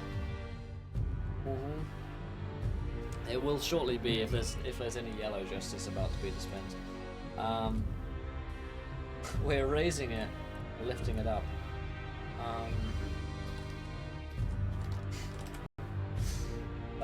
ASMS, you haven't seen, this is the new schedule which is going to be opening up soon. We're going to have Monday evening and night shows, Tuesday evening and night shows, Wednesday evening and night shows, and Thursday evening and night shows. We're like doubling our stuff. This is great. We're going to go. Thanks for the tips. Good night, Blue Dalek. Have a good one, my friend. See you soon, buddy. Roof puns are the way to go. Haven't been witness to any Yellow Justice. I am sorry to hear that. There will be a lot of justice, yellow and otherwise, to be dispensed in Tattered Fates on Tuesdays, starting at 1 PM EDT. We're going to be playing Tattered Fates. We're going to be playing Dark Heresy, and these guys are going to be, well, they are Inquisitors, but not in fact just Inquisitors. They are working for Inquisitors in Acolyte Cell Thanatos 325, which is pretty exciting. And actually, probably after this, I'm probably going to go and write that stuff because I'm actually quite excited to write it and get rating and stuff. So, and I think I might end up going to bed at fairly reasonable times just to sort out my sleep patterns. No Yellow Justice has definitely sounds like a problem to me. This is kind of yellow, right? Yellow Justice. So maybe I'll run. Maybe I'll run this. This is like a, you know how all these books always have like backup book adventures. Maybe I'll do the backup book adventure for like a. Oh, this is cool, man. For a kind of session 1 stuff. Maybe I'll end up doing that, then run that into Tattered Fates. Who knows? So the stat blocks for Dark Heresy look way different than they do in D&D. They've got all this different stuff going on. The schedule starts this week. The schedule doesn't start this week. Let me find dates for when things are starting. And of course this Saturday, how could I forget? Let me show you guys this. If you guys don't already know, then there's a thing happening. It's pretty exciting. I'm not exactly sure where I put it. Where did I put all my exciting things? Here they are. So this Saturday, there's a 12-hour stream happening. Warhammer, Fantasy Roleplay. We're playing The Ashes of Midnight, which is another book which I never get the chance to play as a kid. Really on a nostalgia trip. Oops. So we're going to be playing that Saturday 16th, starting at 7 AM, running to 7 PM, similar to the Dream of Albion 12-hour stream and the Star Wars stream, which we did for 12 hours. So that is pretty exciting. Let me find the dates of when things start. I'm pretty sure a lot of stuff starts next week. Yeah. Thursday the 19th is when Tinker's Tale starts. So this Thursday is when Tinker's Tale starts, so really not long. And then Tuesday the 19th is when Dark Heresy starts. Tattered Fate starts on the 19th, so the Tuesday after that. And then Sunday the 24th, so 2 weeks from now, is when Open Legends game starts. So, yeah, the stuff is starting soon, and then season changes and stuff is happening soon. Will Mythmatic be dying as Moustache from Warhammer? Just saying he better be. Yeah, the rest of the shows. Let me sort of finish back up. Not that one. That one. Well, that one. The rest of the shows, such as the Broken Kingdoms, the Broken Kingdoms and Woes of Nairwood will switch a few weeks later.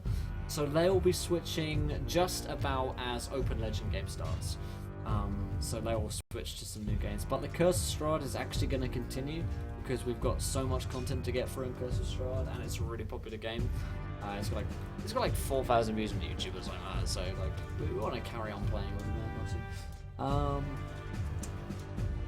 Cool. I'm a busy man. I am indeed. I got one on Friday and got this one Saturday. Yeah. All the 12 hours. So actually, I'm joining Finbar for his Friday stream, which is exciting. I think for 2 hours or 4 hours. I'm not exactly sure. I just said that I'm free and he can put me wherever he wants.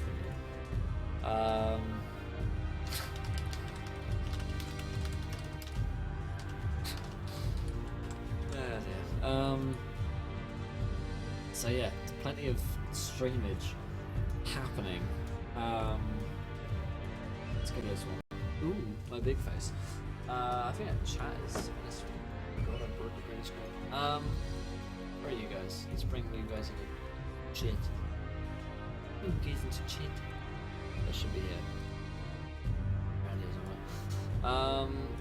Hopefully you will launch. So yeah, I think I'm playing Secret Hitler, or I'm either doing Secret Hitler, or I'm doing some one-shot game which is running. Oh yeah, fuck it, I fucking revealed it for him. There we go. Don't tell him. Yeah. Oh god, well I'm not supposed to be talking about any of this tonight. Some kind of game is happening on Friday. No idea what. I might be part of it. I don't know. Maybe I am. I've certainly heard about it because, you know, I hear about everything that Finbar at FinbarDS does. I follow all of his musings. Nailed it. Sydney's giving me shit for the whole wedding proposal stuff. Oh, I know the schedule. Yeah, I don't. I don't know anything. I've been off for a week and everything's changed and everyone's like, you should stream with me, and I'm like, yeah, sure, I should do that. So maybe that'll happen on Friday, who knows, and then maybe on Saturday there'll be a 12-hour Warhammer stream, or that definitely will be on Saturday. So yeah, that's pretty exciting. A bunch of streams happening, bunch of things happening, new shows happening, new things, new dreams, new aspirations. Month of April is going to be a tough one for us, I think, because Mitch is going to be away, everyone's really busy at work and stuff, so it's going to be a tough one. We've got to soldier through. I just don't know where people are. You know La Hot Sclusi and what doesn't? I don't know, what is La Hot Sclusi, because I haven't.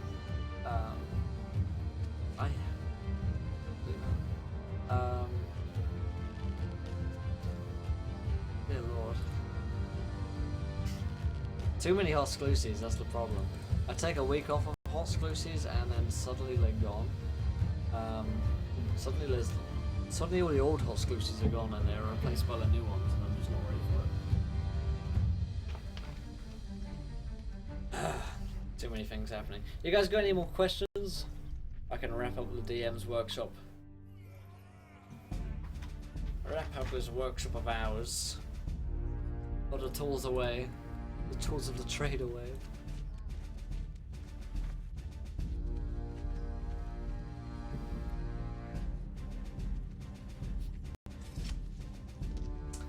What's the most oh sorry, I forgot to answer that before. What's the most memorable character death of yours or someone you were playing with?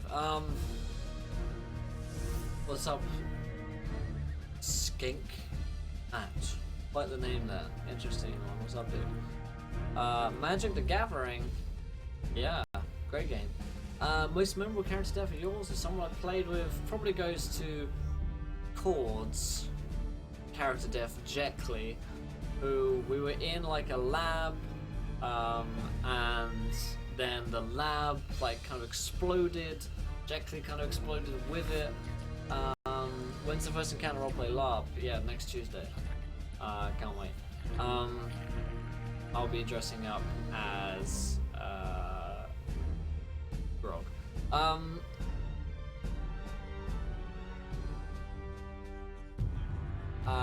What's up? Say Negro.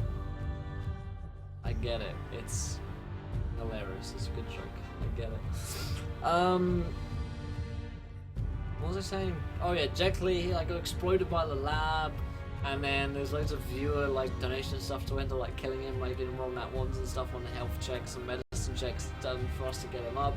And then I went and I got this like cipher because we were playing the cipher system, and then I didn't know what it did. I couldn't identify whatever. I was just like, fuck it, he's about to die, so I just threw it on him, and it was like a giant ball of ice which ended up completely killing him. And so I ended up accidentally killing him.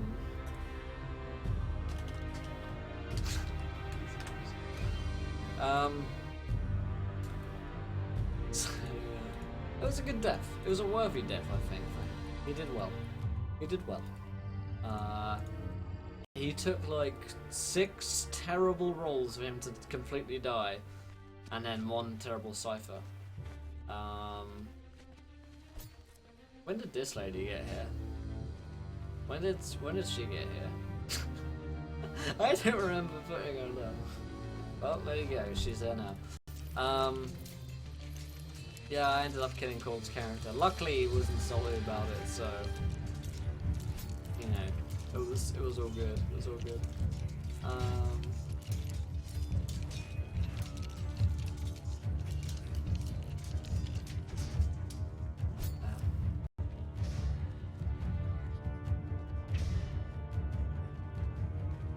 She's there because boobs. That sounds right. That sounds like maybe that was the reason, yeah. Why is he there?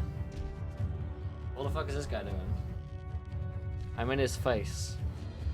Why is this guy here because trees, I'm guessing? Isn't there some guys here? This guy's here because the dude's got like a graveyard on his back. Fuck, I didn't even see that before. ERP chasm. Woman with boobs. He's there because boobs too. She's clearly there because boobs.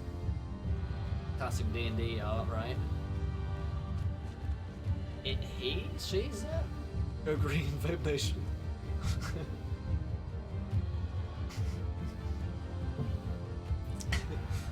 He's there because yeah, he's got some boobs there.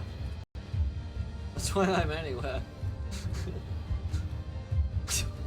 I would say that joke about schools, which I was about to make.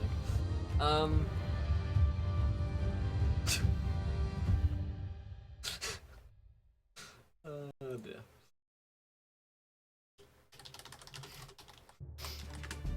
That's funny. Getting some whispers, which I can't read out. She's there because boobs. He's looking at the boobs. Look. Remember if you're enjoying the show. There she is again. I'm a child. I'm a child. Everyone's at fancy conventions there with boobs, obviously. Yeah, very true. Anyone goes to any cons. He's got some crazy moves going on. He's got even look at those moves. There's like molten magma coming from him. What's up, X-Gold Gamer X for following? Welcome to the adventure, my friend. You are a gentle lady and a scholar. Thanks for following. It's quite the name you have there. X-Gold Gamer X. Are you an X-Gold Gamer? Or do you still game? He's got stars in his chest. He's got a spear. He's got a good dong going on there. Some strong game from these guys. Some strong game. Very happy with their efforts. I can add some more in so we can have a look at some more fucking fancy art which I've got lying around. Let's see.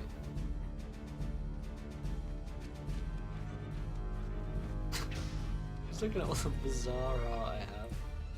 Space magic. Best kind of magic. It's certainly up there.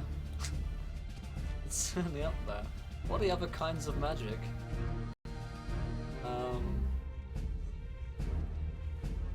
God, that's got like dragon boobs. Dragon boobs. Show us the dragon boobs, Will.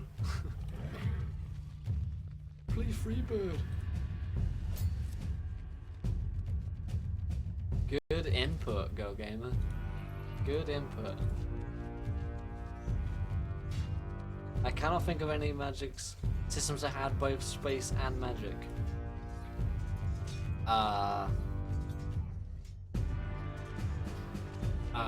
Stars without number, I guess. Spelljammer, yeah. Yeah, Mitch actually sent me a bunch of free to use fan site cards and images to use. They're free to use, so I can put them on Twitch and Twitter and stuff without breaking any copyright laws. Like so, it's pretty cool stuff. Can add in some Numenera ones too, because they've got a great fan site toolkit. Add in some Pathfinder ones as well, because they've got a great fan site toolkit. There we go, we can add them all in there. They reset when we go there, so we can actually grow these ones. Lift them up. Add in some Pathfinder ones, because they've got a great fan site toolkit. There's all some great stuff. Add in another map. There we go. Boobs, all of the boobs, even my own boobs. Okay. Okay.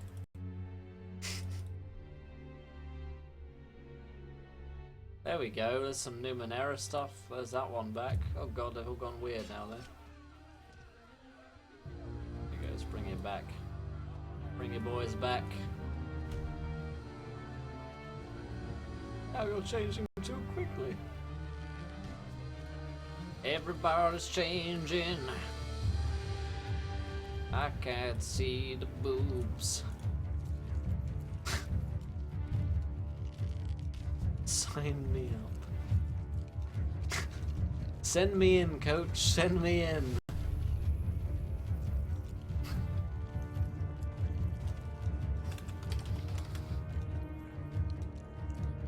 Yep, there they are again. Dragon Star. I haven't played that one. Any more questions, guys? Any more thoughts, feelings, or emotions? Tag me in. I'm good, coach. I'm good. Throw me in. Throw me in.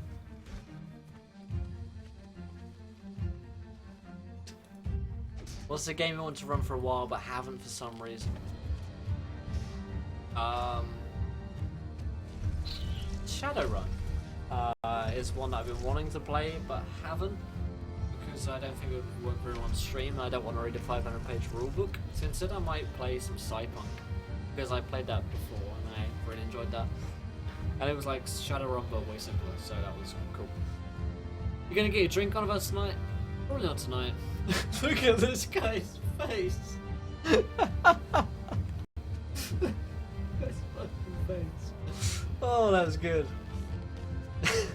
That was such a strong face. Oh man, what a guy. Yeah, quick start rules. Maybe. That's pretty enough like Cyberpunk, because it's just as cool. What other games? Dark Heresy and Warhammer have both been games that I've been meaning to play. There's some Numenera out here. Yeah, they're really cool. And I get to play them soon, which is good, because I want to. I don't think I'm going to drink tonight. I think I'm honestly quite good. There's some Pathfinder maps really blurry on there. The Numenera, yeah. No, I think I'm good alcohols. Usually, your boy's game.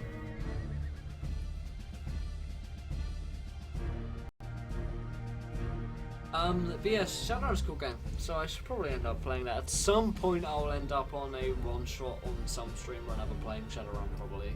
Who knows? Who even knows? This dude's got a crazy fist going on. Anyway guys, I am gonna head off for tonight and leave you guys to it. Leave you guys with some boobs. We got goblins, kind of goblins are alcohol. That's true. Yeah, that's very true. There's a what's the beer I'm thinking of? Like Green Goblin? Not Green Goblin. There's a local ale around here which is goblins. Hobgoblin, that's what I'm thinking of. Yeah, Hobgoblin, it's a pretty famous one. Anyway, I'm going to head off for tonight, guys, so have a good time. Thanks for dropping by. I'll be back with the usual list of shows. So the schedule hasn't changed just yet. I've learned the new one coming out Thursday, so Monday. Tomorrow we are playing Solace Reborn, the Cypher System, so this guy. Oh my god, I love it. But yeah, we will see you guys tomorrow night at the same time, 4 PM EDT, 9 PM BST. Well, that's basically EST and GMT for you guys. So I will see you guys then. Stay safe. Don't let Moldog touch you in a dungeon. I'll see you tomorrow night. Some solace. Miss you too. And we'll see you guys pretty soon.